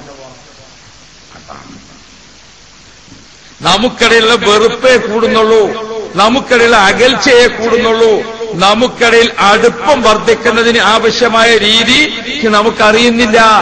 പ്രിയപ്പെട്ട മുഅ്മിനീങ്ങളെ, നമ്മൾ ഓർക്കണം, ഭാര്യ എപ്പോഴും ഭർത്താവിന്റെ കുടുംബത്തിലേക്ക് പോകാൻ, അവളെ സന്ദർശിക്കാൻ, അവരെ സഹായിക്കാൻ പ്രേരിപ്പിച്ചുകൊണ്ടിരിക്കുക. ഭർത്താവ് അവളെ കുടുംബത്തിലേക്ക് പോകാൻ സഹായിക്കാൻ അതിന് പ്രേരിപ്പിച്ചുകൊണ്ടിരിക്കുക. അപ്പൊ രണ്ടാളും തമ്മിൽ, എന്റെ അനുജത്തിന്റെ അടുത്തൊന്ന് പോകാൻ, പ്രസവിക്കണ കുട്ടിനൊക്കെ ഒന്ന് കാണാൻ പോകുമ്പോ നമ്മളാ പീടിയിൽ എന്താക്കാം, നല്ല ലംഘന കുപ്പായം ഉണ്ടാവും. ലങ്കലി യാസിയും വില കുറവും. അങ്ങനത്തെ ഒരു കുപ്പായം വാങ്ങിയാൽ മതി ഇപ്പൊ അവിടേക്ക് പോകാൻ വേണ്ടി. അങ്ങനെ ഉണ്ടല്ലോ, കൊണ്ടുപോയി കൊടുക്കുമ്പോ ഒരു ലങ്കലി ജാസ്തി ഉണ്ടായാൽ മതി, പൈസ ഇനത്തിലെ കുറവെന്നുള്ളത്. അപ്പൊ അത് വാങ്ങിയിട്ട് അങ്ങോട്ടുള്ള പോക്ക് അവര് ഈ ഒരു രൂപത്തിൽ നമ്മുടെ ഭാര്യ ഭർത്താക്കന്മാർക്കിടയിൽ ഒരു ബന്ധം നിലനിർത്തിയാൽ ഇരു കുടുംബങ്ങളും തമ്മിൽ അടുത്തു വരുന്നു. നമ്മൾ നന്നാവാൻ പരിശുദ്ധ ഇസ്ലാമിൽ മാർഗങ്ങളുണ്ട്. നമ്മൾ സ്വീകരിക്കുന്നില്ല, നമ്മൾ അവലംബിക്കുന്ന, നമ്മൾ ചെയ്തു വരുന്ന കാര്യങ്ങൾ തന്നെ ഇസ്ലാമികമായ ഓർഡറിലാക്കിയാൽ എല്ലാ മറ്റേ ശാസ്ത്രവും ഇസ്ലാമിലില്ലേ? അഷ്റഫുൽ വറ മുഹമ്മദുർ റസൂലുള്ളാഹി.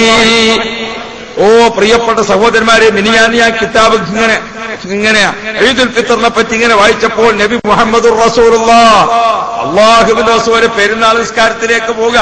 റസൂലുള്ള ഏറ്റവും നല്ല വസ്ത്രം ധരിച്ചു. ഏറ്റവും നല്ല വസ്ത്രം ഹസൻ ഹുസൈൻ തങ്ങൾക്ക് ധരിപ്പിച്ചു. ഉസാമത്തിന് ഏറ്റവും നല്ല വസ്ത്രം ധരിപ്പിച്ചു. ഇങ്ങനെ റസൂലുള്ളാഹിന്റെ കൂടെയുള്ള കുട്ടികളൊക്കെ സുബ്ഹാനല്ലാഹ് 5 6 ചെറിയ മക്കളും റസൂലുള്ളാഹി തങ്ങളും വീട്ടിൽ നിന്ന് പെരുന്നാൾ നിസ്കാരത്തിലേക്ക് അങ്ങോട്ട് ഇറങ്ങുമ്പോൾ അല്ലാഹു അക്ബർ അല്ലാഹു അക്ബർ അല്ലാഹു അക്ബർ ഈ നബി തങ്ങൾ പുതുവസ്ത്രം ധരിച്ച് സാധാരണ തേക്കുന്ന അല്ലാത്ത യമനിൽ നിന്ന് കൊണ്ടുവന്ന ഏറ്റവും നല്ല അത്തറ് പുരട്ടിയിട്ട് റസൂലുള്ള പുറപ്പെടുന്നു. കൂടെ കുട്ടികളെല്ലാം ചേർന്നുകൊണ്ട് തക്ബീർ ചൊല്ലിയിട്ട് ഹസൻ ഹുസൈൻ തങ്ങൾ തക്ബീർ ചൊല്ലിയിട്ട്, ഉസാമത്ത് തങ്ങൾ തക്ബീർ ചൊല്ലിയിട്ട്, സയ്യിദ് തങ്ങൾ തക്ബീർ ചൊല്ലിയിട്ട്, അബ്ദുല്ലാഹ് ഇബ്നു മസ്ഊദ് തങ്ങൾ തസ്ബീർ ചൊല്ലിയിട്ട് റസൂലുള്ള പെരുന്നാൾ നിസ്കാരത്തിലേക്ക് ഇങ്ങനെ പോവാൻ. എന്തൊരു രസകരമായ പോക്കാണ്! എന്ത് നല്ല ഉച്ചത്തിൽ ഇങ്ങനെ തക്ബീർ ചൊല്ലിക്കൊണ്ട് ആ ഉപ്പയും മക്കളും പോകുന്ന കാഴ്ച എന്തൊരു രസകരമായിരിക്കുന്ന കാഴ്ചയാണ്. നമ്മളെ വീട്ടിൽ നിന്നോ ബാപ്പതിലാകട്ടെ, മറ്റേ ചെറുക്കത്തിലാകട്ടെ, മറ്റോ അതിലാകട്ടെ, എല്ലാരും പള്ളിക്കലെത്തിക്കണേ. അതിൽ ചായ കുടിച്ചവരും ഉണ്ട്, കുടിച്ചാത്തവരും ഉണ്ട്, ചെരുപ്പിട്ടവരും ഉണ്ട്, ഇടാത്തവരും ഉണ്ട്. മറ്റോ ഒരുത്തെന്താക്കി തുണി പുതിയ കൊടുത്തിക്കണ കുപ്പായം പിന്നിടാന്ന് വിചാരിച്ച് അങ്ങനെ ഒരു ഹാലാണ് ഞാൻ പറഞ്ഞത്. നമ്മൾ എന്തുകൊണ്ട് നന്നാകുന്നില്ല? നമുക്ക് നമ്മുടെ നബി മുഹമ്മദ് മുസ്തഫ നബി കരീം സല്ലല്ലാഹു അലൈഹി വസല്ലമ തങ്ങൾ പഠിച്ചു പെരുന്നാൾ ദിവസത്തിൽ കുളിക്കൽ സുന്നത്താണ് എന്ന് പഠിപ്പിച്ചോർത്തി എത്ര പഠിപ്പിച്ചു? അഥവാ പെരുന്നാൾ ദിവസത്തെ കുളി നഷ്ടപ്പെട്ടാൽ പിറ്റേ ദിവസം കള പൊട്ടു സുന്നത്താണ്. പെരുന്നാൾ ദിവസത്തെ കുളി ഒരാൾക്ക് സുന്നത്തായ കുളി നഷ്ടപ്പെട്ടാൽ ആ കുളി സുന്നത്തിന്റെ കുളി കുളിക്കുന്നു കള പൊട്ടു സുന്നത്താണ്. ഏതാണ് ഇത് പഠിപ്പിക്കുന്നത്? നാം തമ്മിലുള്ള ശാരീരിക ബന്ധത്തിന്, മാനസിക ബന്ധത്തിന് ഊട്ടി ഉറപ്പിച്ചുകൊണ്ട് നമ്മെ നന്നാക്കുന്ന മാർഗങ്ങളല്ലേ ദീനുൽ ഇസ്ലാം പഠിപ്പിച്ചിട്ടുള്ളത്. പ്രിയപ്പെട്ട മുഅ്മിനീങ്ങളെ, ഈ രൂപത്തിൽ ഏത് കാര്യം എടുത്തു നോക്കിയാലും നമ്മുടെ ശരീരത്തിന്റെ, കുടുംബത്തിന്റെ, ആത്മാവിന്റെ എല്ലാ നന്മയും നമുക്ക് ഇസ്ലാമിൽ തന്നെ വ്യക്തമായി ഉണ്ട്. പക്ഷേ നമ്മൾ ചെയ്യുന്നില്ല, നമ്മൾ പഠിക്കുന്നില്ല, നമ്മൾ അറിയുന്നില്ല. ഉണ്ടോ? അഷ്റഫുൽ വറ മുഹമ്മദുർ റസൂലുള്ളാഹി. മനസ്സും തമ്മിൽ എത്ര അടുത്തിരുന്നാലും മതിയാവുകയില്ല. ശരീരവും നമ്മൾ തമ്മിൽ അടുപ്പിച്ചിരിക്കാൻ ഇപ്പൊ ആർക്കാ കഴിയാത്തത്? അതൊരു വലിയ കഴിവല്ല. ആണോ? ശരീരത്തെ അടുപ്പിച്ചിരിക്കുക എന്നുള്ളതൊരു കഴിവല്ല. ശരീരം അടുപ്പിച്ച് അതിന് സമ്മാനം കൊടുക്കാന്ന് വെച്ചാൽ ആ ടൗൺ ബസ്സിലെ കണ്ടക്ടർക്ക് കൊടുക്കണം. അങ്ങനെ മുന്നിക്കാണ്. നമ്മൾ നേരാന്ന് വിചാരിച്ചാണ് നമ്മളങ്ങനെ പോയില്ലേ. സുബ്ഹാനല്ലാഹ്. ബസ്സിൽ ഇങ്ങനെ തൂങ്ങി പിടിച്ചിട്ട് നോക്കിയാൽ ജാതി വ്യത്യാസമല്ല, ലിംഗ വ്യത്യാസമല്ല, ഒരു വ്യത്യാസമല്ല, എല്ലാവരും കൂടി അടുപ്പിച്ച് ആ ബസ്സിക്ക് ഇങ്ങനെ നോക്കിയിട്ട് ഈ ബസ്സിലൊക്കെ നല്ല ഐക്യാണെന്ന് ആരെങ്കിലും പറയലുണ്ടോ? നമ്മുടെ കുടുംബത്തിൽ, നമ്മുടെ മഅദ് മജ്ലിസിൽ, നമ്മുടെ ബാക്കിയുള്ളതിൽ ശരീരം കൊണ്ട് അടുത്തിരിക്കലല്ല. ബഹുമാനപ്പെട്ട മടവൂർ ശൈഖ് പോലുള്ള മഹാന്മാർ, ഔലിയാക്കൾ തമ്മിൽ പ്രിയപ്പെട്ട മുഅ്മിനീങ്ങളെ, അവര് നമുക്ക് കാണിച്ചു തന്നിരിക്കുന്ന റൂട്ടിൽ എങ്ങനെ ആത്മാവുമായി എത്ര അടുപ്പമാണ്. യാ റബ്ബ് യാ റബ്ബ്. അതുകൊണ്ട് പ്രിയപ്പെട്ട ഉമ്മമാർ, സഹോദരിമാരെ, നമ്മുടെ നന്മയുടെ എല്ലാ വാതിലുകളും നമുക്ക് തുറക്കപ്പെടുന്ന ഏറ്റവും പ്രധാനപ്പെട്ട ദുആ, ഉമ്മയും മക്കളും ചേർന്ന് ദുആ ചെയ്യട്ടെ, വാപ്പയും മക്കളും ദുആ ചെയ്യട്ടെ, കുടുംബനാഥൻ ദുആ ചെയ്യട്ടെ. പ്രിയപ്പെട്ട മുഅ്മിനീങ്ങളെ, ആ ഒരു പതിവ് നമ്മുടെ വീട്ടിലുണ്ടോ? നമുക്ക് നല്ല ഐക്യമുണ്ടാകും. അള്ളാഹു നമുക്ക് മനസ്സംതൃപ്തി തരുമാറാവട്ടെ. ഒറ്റക്ക് ദുആ ചെയ്യണം. കൂട്ടമായ ദുആ പഠിപ്പിച്ചതുപോലെ തന്നെ ഒറ്റക്കുള്ള ദുആ കണ്ട നിങ്ങൾ, 2 സുജൂദിന്റെ ഇടയിൽ ഇരിക്കുക എന്നൊരു ഫറളുണ്ട് നമുക്ക്. ഇടയിരുത്തം ഒരു ഫറലാണ്. എന്താണ് ആ ഫറളിൽ ചെയ്യാനുള്ളത്? ആ ഫറളിൽ ചെയ്യാനുള്ളത് റബ്ബിഗ്ഫിർലി വർഹംനി വജ്ബുർനി വർഫഅനി വറുസുഖ്നി വഹ്ദിനി വആഫിനി. 7 പ്രധാനപ്പെട്ട വിഷയങ്ങളാണ് ഈ ദുആ നമ്മൾ ആവശ്യപ്പെടുന്നത്. ഈ ദുആയിൽ നമ്മൾ അതിൽ പെടാത്തവർ ആവശ്യം മനുഷ്യന്റെ ദുനിയാവിലും ആഖിറത്തിലുമില്ല. കണ്ട നിങ്ങൾ, ഒരു സുജൂദ് ചെയ്തു, അള്ളാഹു ഏറ്റവും ഇഷ്ടപ്പെട്ടു. 2ാമത്തെ സുജൂദിലേക്ക് വേണ്ടി തല ഉയർത്തി. ആ 2ാമത്തെ സുജൂദിലേക്ക് അങ്ങ് പോകുന്നതിന്റെ ഇടക്ക്, 2 സുജൂദിന്റെയും കൂടി ഇടക്ക് നമ്മളെ കാര്യം പതുക്കെ ഒന്ന് അള്ളാഹിനോട് പറയാം. ഒരു സ്വകാര്യം. നമ്മളിപ്പോ ഒരു കാര്യപ്പെട്ട ആളെ കാണാൻ വേണ്ടി പോയി, AP ഉസ്താദിന്റെ അടുത്ത് പോയി. അള്ളാഹു ഉസ്താദിന് ദീർഘായുസ് കൊടുക്കും. നമ്മള് മർക്കസിൽ ചെന്ന് നോക്കുമ്പോൾ നിറച്ച ആളാണ്. അപ്പൊ ഞമ്മക്കിങ്ങനെ പടച്ചോനെ ഈ കൂട്ടത്തിൽ ഇപ്പൊ എന്റെ സംഗതി പറഞ്ഞാല് എന്താവും അറിയില്ല. നമ്മളിങ്ങനെ ചാൻസ് നോക്കി നിന്നപ്പോ ഉസ്താദാണ് റൂമിൽ പോയി. അപ്പൊ നമ്മളെന്നാണ് വിളിച്ചു.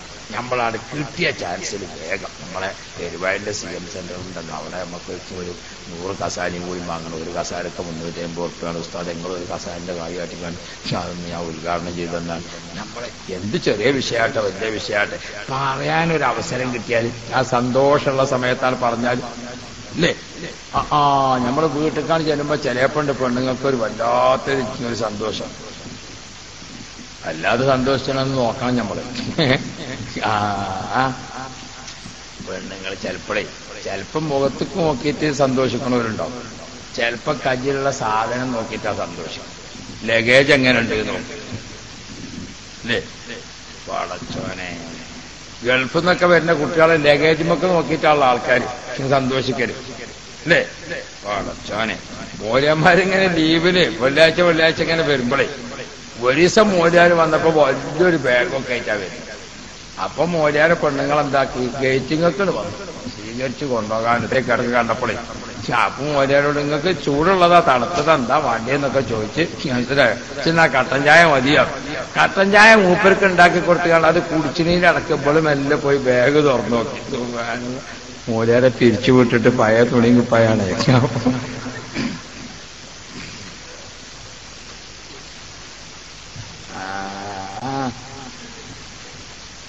അപ്പൊ ഞമ്മള് ബാഗുമ്പക്ക് നോക്കിങ്ങാണ്ട് സന്തോഷിക്കാൻ നിന്നാലേ അത് ശരിയാവില്ല. അപ്പൊ അതാ മുതല് നോക്കിയിട്ടല്ല ആളെ സ്നേഹിക്കേണ്ടത്. സുബ്ഹാനല്ലാഹ്, ഭൗതികമായ ലാഭം നോക്കിയിട്ടല്ല ആളെ സ്നേഹിക്കേണ്ടത്. അഷ്റഫുൽ വറ മുഹമ്മദുർ റസൂലുള്ളാഹി. ഓ പ്രിയപ്പെട്ട സഹോദരങ്ങളെ, മനസ്സും തമ്മിൽ സ്നേഹം വർദ്ധിക്കാൻ ദുആയല്ലേ ഏറ്റവും പ്രധാനം. ഒറ്റക്ക് ദുആ ചെയ്യണം. പടച്ചവനെ എന്റെ ഭർത്താവ്, പടച്ചവനെ എന്റെ ഭാര്യ, അള്ളാഹുവെ എന്റെ മക്കൾ, ഓരോ ആളുകളും സ്വന്തമായി നമ്മളെ നന്മയ്ക്ക് വേണ്ടി ദുആ ചെയ്തേ മതിയാകൂ. ഒറ്റക്ക് ദുആ ചെയ്യുന്നത് ഏറ്റവും പ്രധാനപ്പെട്ട ഇബാദത്തായി നിസ്കാരം തന്നെ നമുക്ക് പഠിപ്പിച്ചു. കൂട്ട ദുആ പഠിപ്പിച്ചതുപോലെ തന്നെ ഖുർആൻ ഒറ്റക്കുള്ള ദുആയും നമുക്ക് പഠിപ്പിച്ചിട്ടുണ്ട്. നമ്മൾ അള്ളാഹുവിനോട് നന്മയ്ക്ക് വേണ്ടി ദുആ ചെയ്തുകൊണ്ടിരിക്കണം. പ്രിയപ്പെട്ട മുഅ്മിനീങ്ങളെ, അള്ളാഹുവിനോട് ദുആ ചെയ്തോ, ചോദിച്ചതൊക്കെ തരും അള്ളാഹു തആല. പക്ഷേ ചിലപ്പോ അള്ളാഹിനോട് ദുആ ചെയ്താൽ എന്താകും? ചിലപ്പോ അള്ളാഹു തആല 4 കാര്യം ചോദിച്ചാല് 2 ഇവിടെ തന്ന് 2 ആഖിറത്തേക്ക് ബാക്കി വെക്കും. ആഖിറത്തിലേക്ക് ബാക്കി വെച്ചാൽ അതിന്റെ പ്രതിഫലം ആഖിറത്തിൽ കിട്ടുമ്പോ ഞമ്മക്ക് തോന്നും പടച്ചോനെ മറ്റേ 2 കൂടി ഇവിടുന്ന് കിട്ടിയാൽ മതിയേനി. അതാണ് ആഖിറത്തിലെ പ്രതിഫലത്തിന്റെ ഗുണം. യാ റബ്ബ് യാ റബ്ബ്. ഏതുമാതിരി ഞമ്മളവിടുന്ന് ഒരാള് കുവൈത്ത് പോയിട്ട് അവിടുന്ന് ഒരു ദിവസം അറബിനെയും കൂട്ടിയോ ഇവിടെ വന്ന് അറബിനോട് ഇങ്ങനെ പാവപ്പെട്ട ആളെ കാണിച്ചത് ഇയാൾ യത്തീമാണ്, ഇതൊരു വിധവയാണ്, ഇത് പാവപ്പെട്ടതാണെന്ന് കാണിച്ചു കൊടുത്തപ്പോ എന്തായി? ഇവിടുന്ന് ഇങ്ങനെ ഇതൊക്കെ പറഞ്ഞപ്പം 100 രൂപ. ഇവിടുന്ന് ഇങ്ങനെ ഇവർക്ക് 100, ഇവർക്ക് 100, മറ്റവർക്ക് 100 വെച്ച് കൊടുത്തു. പിന്നെ ഇപ്പം അറബി കുവൈത്ത് പോയി 2 മാസം കഴിഞ്ഞ് ലീവും കഴിഞ്ഞ് ഇവനും പോയി. ഇവൻ പോയി ഒരു 6 മാസം കഴിഞ്ഞാണ് ഇങ്ങനെ ഒരു അറബിനോട് പറഞ്ഞു, അന്ന് കണ്ട യത്തീമുണ്ടല്ല ആ കുട്ടി ഇപ്പൊ വലുതായി, അതിനെ കെട്ടിച്ചെന്ന കല്യാണാണ് മറ്റാണെന്ന് പറഞ്ഞപ്പോ അറബിനോട് അവിടുന്ന് പറഞ്ഞപ്പോ അവിടുന്ന് ഒരു 100 ഉണ്ട്. അപ്പോഴാണ് ഇപ്പൊ അങ്ങനെ ആലോചിച്ചത്, പടച്ചോനെ അവിടുന്ന് അറബിനോട് ഓരോരോ സംഗതികൾ പറഞ്ഞപ്പോ അവിടുന്ന് 100 കൊടുത്തു. അപ്പോഴാണ് ഇവൻ ആലോചിക്കുന്നത്, പടച്ചോനെ ഇവിടുന്ന് പറഞ്ഞതും കൂടി എവിടെ പറഞ്ഞാൽ മതിയേനു? അവിടുന്ന് പറഞ്ഞാൽ മതിയേനി. എന്താ കാരണം? ഇവിടുത്തെ 100 ഇവിടെ എത്ര കിട്ടും? ഇവിടുത്തെ 100 ഇവിടെ എത്ര കിട്ടും? 100 കിട്ടും. കുവൈത്തിലെ 100 ഇവിടെ എത്ര കിട്ടും? അകത്ത് വല്ല വർത്താനമുണ്ടോ? കുവൈത്തിലെ 100 ഇവിടെ എത്ര കിട്ടും? ചെങ്ങായാളെ കുവൈത്തിലെ 1 ഇവിടെ 200 കിട്ടും. അപ്പൊ അവിടുത്തെ 100 ഇവിടെ എത്രയായി? 2000 ആയില്ലേ? നല്ല കണക്കാണ്. ഇരിക്കട്ടെ. അപ്പൊ അവിടുത്തെ ഒന്നിന് ഇവിടെ എത്ര കിട്ടിയാണ്? 200 കിട്ടിയാണ്. സുബ്ഹാനല്ലാഹ്. അവിടെ പോയി അറബിനോട് സങ്കടം പറഞ്ഞപ്പോ അവിടുന്ന് അറബി 100 കൊടുത്തു. അപ്പോഴാണ് ഇപ്പം വിചാരിച്ചത് ഇവിടെ പറഞ്ഞ സങ്കടം കൂടി അവിടെ പറഞ്ഞാൽ മതിയേനി. ഇതേമാതിരിയാണ് നമ്മൾ മഹ്ശറിൽ എത്തിയാണ്ടാകുക. അള്ളാഹിനോട് നമ്മൾ എന്താക്കി ദ്വാർന്നു? 4 കാര്യം ദ്വാർന്നപ്പോ 2 കൂലി ഇവിടെ കിട്ടി. ഇവിടുത്തെ 100. മനസ്സിലാക്കി ആഖിറത്തിൽ ചെന്ന് നോക്കുമ്പോ അവിടുന്ന് കിട്ടി അവിടുത്തെ 100. അപ്പോഴാണ് നമ്മൾ ആലോചിച്ചത് മറ്റേതും കൂടി ഇവിടെ പറഞ്ഞാൽ മതിയേനി. ഹബീബായ മുഹമ്മദ് മുസ്തഫ, നിങ്ങൾ അള്ളാഹുവിനോട് ദുആ ചെയ്തോ? നിങ്ങളെ ദുനിയാവിന്റെ നന്മക്ക്, കുടുംബത്തിന്റെ നന്മക്ക്, ആഖിറത്തിന്റെ നന്മക്ക് ഏത് വിചാരിച്ചുകൊണ്ട് നിങ്ങൾ ദുആ ചെയ്താലും ദുആ അള്ളാഹുവിലേക്ക് അങ്ങനെ ചെല്ലുമ്പോൾ പ്രിയപ്പെട്ട മുഅ്മിനീങ്ങളെ, ആത്മാവ് അള്ളാഹുവിലേക്ക് കൂടുതൽ കൂടുതൽ അടുക്കുകയാണ്. അള്ളാഹുവിലേക്ക് കൂടുതൽ അടുക്കുകയാണ് ദുആയിലൂടെ. ദിക്ർ ചൊല്ലിക്കൊണ്ട് ദുആ, സുബ്ഹാനല്ലാഹ് തസ്ബീഹ് ചൊല്ലിക്കൊണ്ട് ദുആ, സ്വലാത്ത് ചൊല്ലിക്കൊണ്ട് ദുആ, ഖത്തത്ത് കൊണ്ട് ദുആ. ഖുൽ മാ യഅബഉ ബികും റബ്ബീ ലൗലാ ദുആഉകും. പക്ഷെ ദുആ ചെയ്യുന്നവന്റെ ആവശ്യത്തിനനുസരിച്ച് അതിന് തോത് പറഞ്ഞു. അങ്ങനെയാണല്ലോ. ഒരു പെറ്റി കേസിന്റെ മാതിരി അല്ലല്ലോ നമ്മളൊരു വലിയ കേസിൽ പെട്ടാൽ. അപ്പൊ നമ്മളിങ്ങനെ പോണ സമയത്ത് SI കൈയാളിക്കും വണ്ടി. അപ്പൊ എന്താ കേസ് നമ്മളെ ഡ്രൈവർ ബെൽറ്റ് ഇട്ടിട്ടില്ല. അതൊരു ചെറിയ കേസ്. അപ്പൊ തന്നെ എന്ത് കൊടുത്താൽ മതി? നാളെ നമ്മളെ വണ്ടി രാവിലെ പോരുമ്പോ പോലീസ് കൈയാട്ടി. അപ്പൊ എന്റെ ഡ്രൈവർ ഓടിച്ചെന്ന് ഞാൻ പറഞ്ഞു, ഉസ്താദിന്റെ വണ്ടിയാണ്, എന്നാ വർക്കത്തിന് എന്തേലും തരാൻ പറയാം, ഞങ്ങളിപ്പോ തുടങ്ങിയിട്ടുള്ളൂ.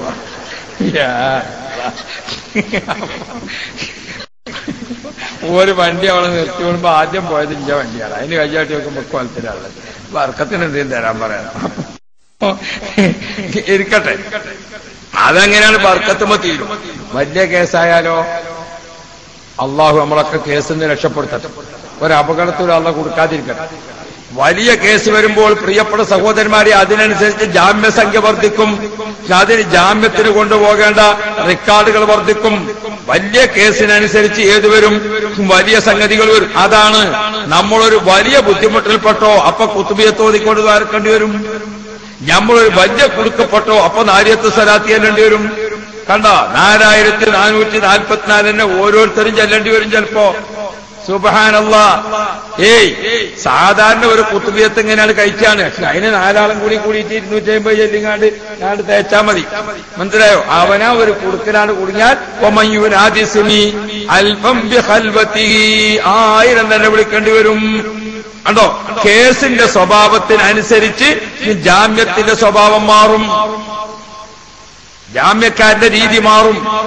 നോക്ക് നിങ്ങൾ, അഷ്റഫുൽ വറ മുഹമ്മദുർ റസൂലുള്ളാഹി നബി കരീം സല്ലല്ലാഹു അലൈഹി വസല്ലമ തങ്ങൾ നമുക്കത് പഠിപ്പിച്ചു തരുന്നു.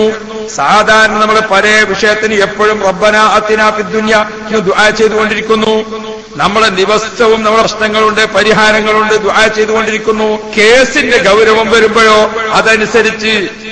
അതനുസരിച്ച് സമയവും സന്ദർഭവും 27 ദുആ, അറഫ ദിവസത്തിലെ ദുആ, മിഅ്റാജ് രാവിലെ ദുആ, അപ്പോഴൊക്കെ നമ്മൾ എന്താണ് മനസ്സിൽ വല്ലാത്ത ആഗ്രഹങ്ങൾ വെച്ചുകൊണ്ട് ദുആ ചെയ്യാൻ.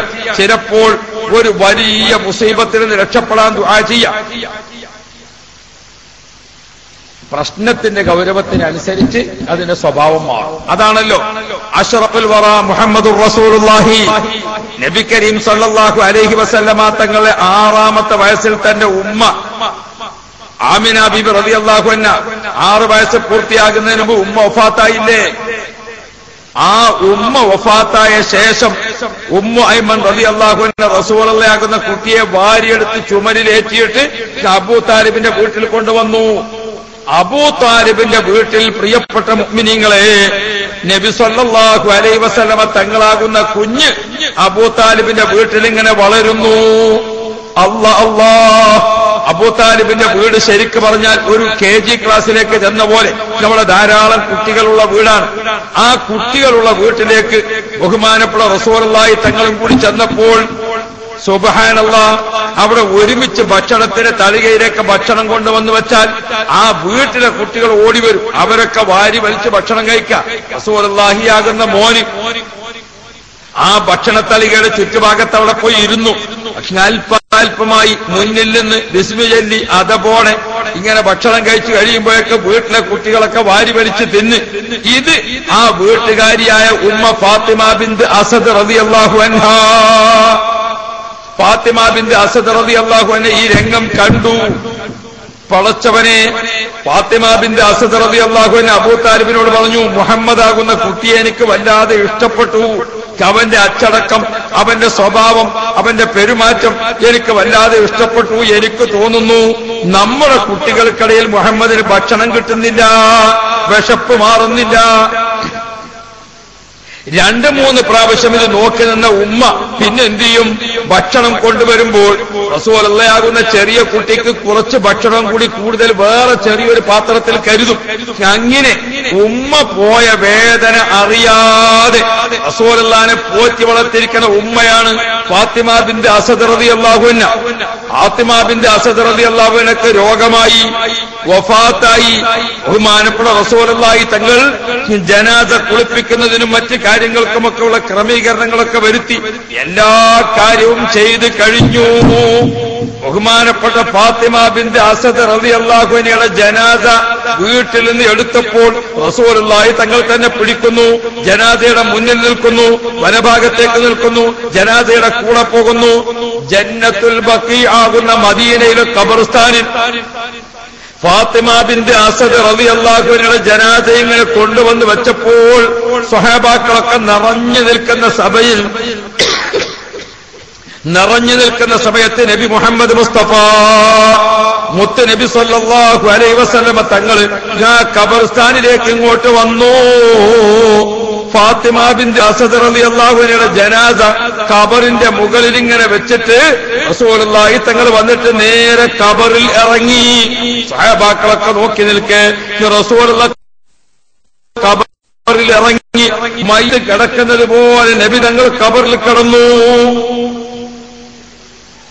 മയ്യത്ത് കിടക്കുന്നത് പോലെ റസൂലുള്ള ഖബറിൽ കിടന്നിട്ട് അല്ലാഹുവിന്റെ റസൂൽ കൈ ഉയർത്തിക്കൊണ്ട് പ്രാർത്ഥിച്ചു, اللهم اغفر لفاطمة بنت أسد أمي بعد أمي ووسع قبرها بحق نبيك وبحق الأنبياء الذين من قبلي. അല്ലാഹുവേ, ഫാത്തിമ ബിൻത് അസദിന് നീ പുറത്തു കൊടുക്കണം.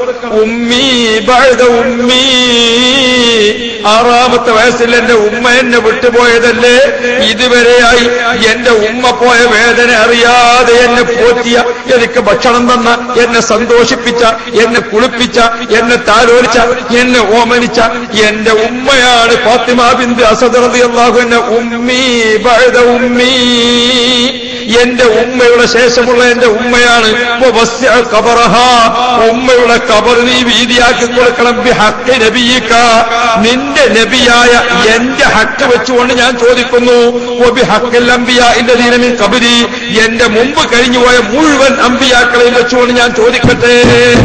ഖബറിന്റെ മണ്ണ്, ഖബറിന്റെ ഭിത്തി 2 ഭാഗത്തും മയ്യത്തിനെ പിടിച്ചൊരു ഞെരുക്കലുണ്ട്. ഗൗരവമുള്ള വിഷയമാണ്, ചെറിയ കാര്യമല്ല. ആ ഗൗരവമുള്ള വിഷയം വന്നപ്പോൾ റസൂലുള്ളാഹിന്റെ ദുആഇന്റെ രീതി മാറി. റസൂലുള്ളാഹിന്റെ ദുആഇന്റെ രീതി മാറി. കേസ് ഗൗരവമുണ്ടാകുമ്പോൾ ജാമ്യസംഖ്യ വർദ്ധിക്കും. കേസിന്റെ സ്വഭാവത്തിനനുസരിച്ച് ജാമ്യത്തിന് പോകുന്ന ആളെയും രീതി വർദ്ധിക്കും. പെറ്റി കേസിന് ജാമ്യം എടുക്കാൻ പോകുന്നത് പോലെയല്ല. പ്രിയപ്പെട്ട സഹോദരന്മാരെ, ജാമ്യത്തിന്റെ ആള്, ജാമ്യത്തിന്റെ സംഖ്യ ഇവിടെ കണ്ട നിങ്ങൾ, വിഷയത്തിന്റെ ഗൗരവം ഖബറിന്റെ അദാബാണ്. അപ്പൊ റസൂലുള്ളാഹിന്റെ ദുആഇന്റെ രീതി കണ്ടോ? സാധാരണ പ്രശ്നങ്ങളുണ്ട്. റബ്ബനാ ആതിനാ ഫിദ്ദുനിയാ ഹസന വഫിൽ ആഖിറതി ഹസനതൻ വഖിനാ അദാബന്നാർ. നബി സല്ലല്ലാഹു അലൈഹി വസല്ലം തങ്ങൾ അധിക ദുആഉം അതാണ്. ഖുർആൻ പഠിപ്പിച്ച ദുആ, മുത്ത് നബിയുടെ അധിക ദുആഉം എന്താണ്? നോർമൽ പ്രശ്നങ്ങളിൽ, സാധാരണ നടക്കുന്ന കാര്യങ്ങൾക്ക് റബ്ബനാ ആതിനാ ഫിദ്ദുനിയാ ഹസന വഫിൽ ആഖിറതി ഹസനതൻ വഖിനാ അദാബന്നാർ. അതേ സമയത്ത് വിഷയം ഗൗരവമായപ്പോഴോ അപ്പൊ ദുആഇന്റെ രീതി മാറി. പ്രിയപ്പെട്ട മുഅ്മിനീങ്ങളെ, ഈ ദുആ അത് നമ്മുടെ നിത്യ ജീവിതത്തിൽ ഉണ്ടാവണം. അപ്പോ നമുക്ക് അല്ലാഹു സുബ്ഹാനഹു വ തആല ഐഹിക ജീവിതത്തിന്റെ, പാരത്രിക ജീവിതത്തിന്റെ, നമ്മുടെ ആത്മീയ ജീവിതത്തിന്റെ, നമ്മുടെ സാമ്പത്തിക ജീവിതത്തിന്റെ, നമ്മുടെ കുടുംബ ജീവിതത്തിന്റെ എല്ലാ പ്രശ്നങ്ങളുടെയും പരിഹാരങ്ങളും നന്മയുടെ വാതിലും അത് അല്ലാഹു അല്ലാഹ് ഹൃദയത്തിൽ എപ്പോഴും കാത്തു സൂക്ഷിച്ച് മരണത്തെ ഓർത്ത് വിശുദ്ധ ഖുർആനിനെ പാരായണം ചെയ്ത് അല്ലാ എന്ന പ്രാർത്ഥനയിൽ മുഴുകുക. അല്ലാഹു നമ്മെ നന്നാക്കി തെരുമാറാവട്ടെ. അല്ലാഹു നമ്മെ നന്നാക്കി തെരുമാറാവട്ടെ. അല്ലാഹുവേ, ഞങ്ങൾക്ക് ഈമാൻ വർദ്ധിപ്പിച്ചു തരണേ അല്ലാ. ഞങ്ങളെ കുടുംബ ജീവിതത്തിൽ ഐശ്വര്യം നൽകണേ അല്ലാ. മഹാന്മാരോടുള്ള ഒരു അടുപ്പം ഞങ്ങൾക്ക് നീ വർദ്ധിപ്പിച്ചു തരണേ അല്ലാ. എപ്പോഴും ഒരു മരണചിന്ത. ഈ രൂപത്തിൽ പ്രിയപ്പെട്ടവരെ, നമുക്ക് നമ്മുടെ എല്ലാ ഭാഗങ്ങളും കാത്തു സൂക്ഷിച്ചുകൊണ്ടുള്ള ഒരു നന്മ നമുക്കുണ്ടാവണം. അതിനുവേണ്ടി ഒരു ആമുഖം, കുറച്ച് കാര്യങ്ങൾ നിങ്ങളെ ഓർമ്മപ്പെടുത്തിയതാണ്. അല്ലാഹുവേ, ഖൈറായതൊക്കെ ഞങ്ങൾക്ക് നൽകണേ അല്ലാ, ഷർറായതൊക്കെ ഞങ്ങൾക്ക് തട്ടിമാറ്റണേ അല്ലാ. ബഹുമാനപ്പെട്ട മടവൂർ ശൈഖുനയുടെ പേരിൽ വർഷാവർഷങ്ങളിൽ ഇവിടെ നടക്കുന്ന ഈ പരിപാടിയിൽ ബഹുമാനപ്പെട്ടവരെ പറ്റി പറയാനായി ഇവിടെ എന്തുണ്ട്, പിന്നെ ദിവസങ്ങളും സമയങ്ങളും ഉണ്ട്.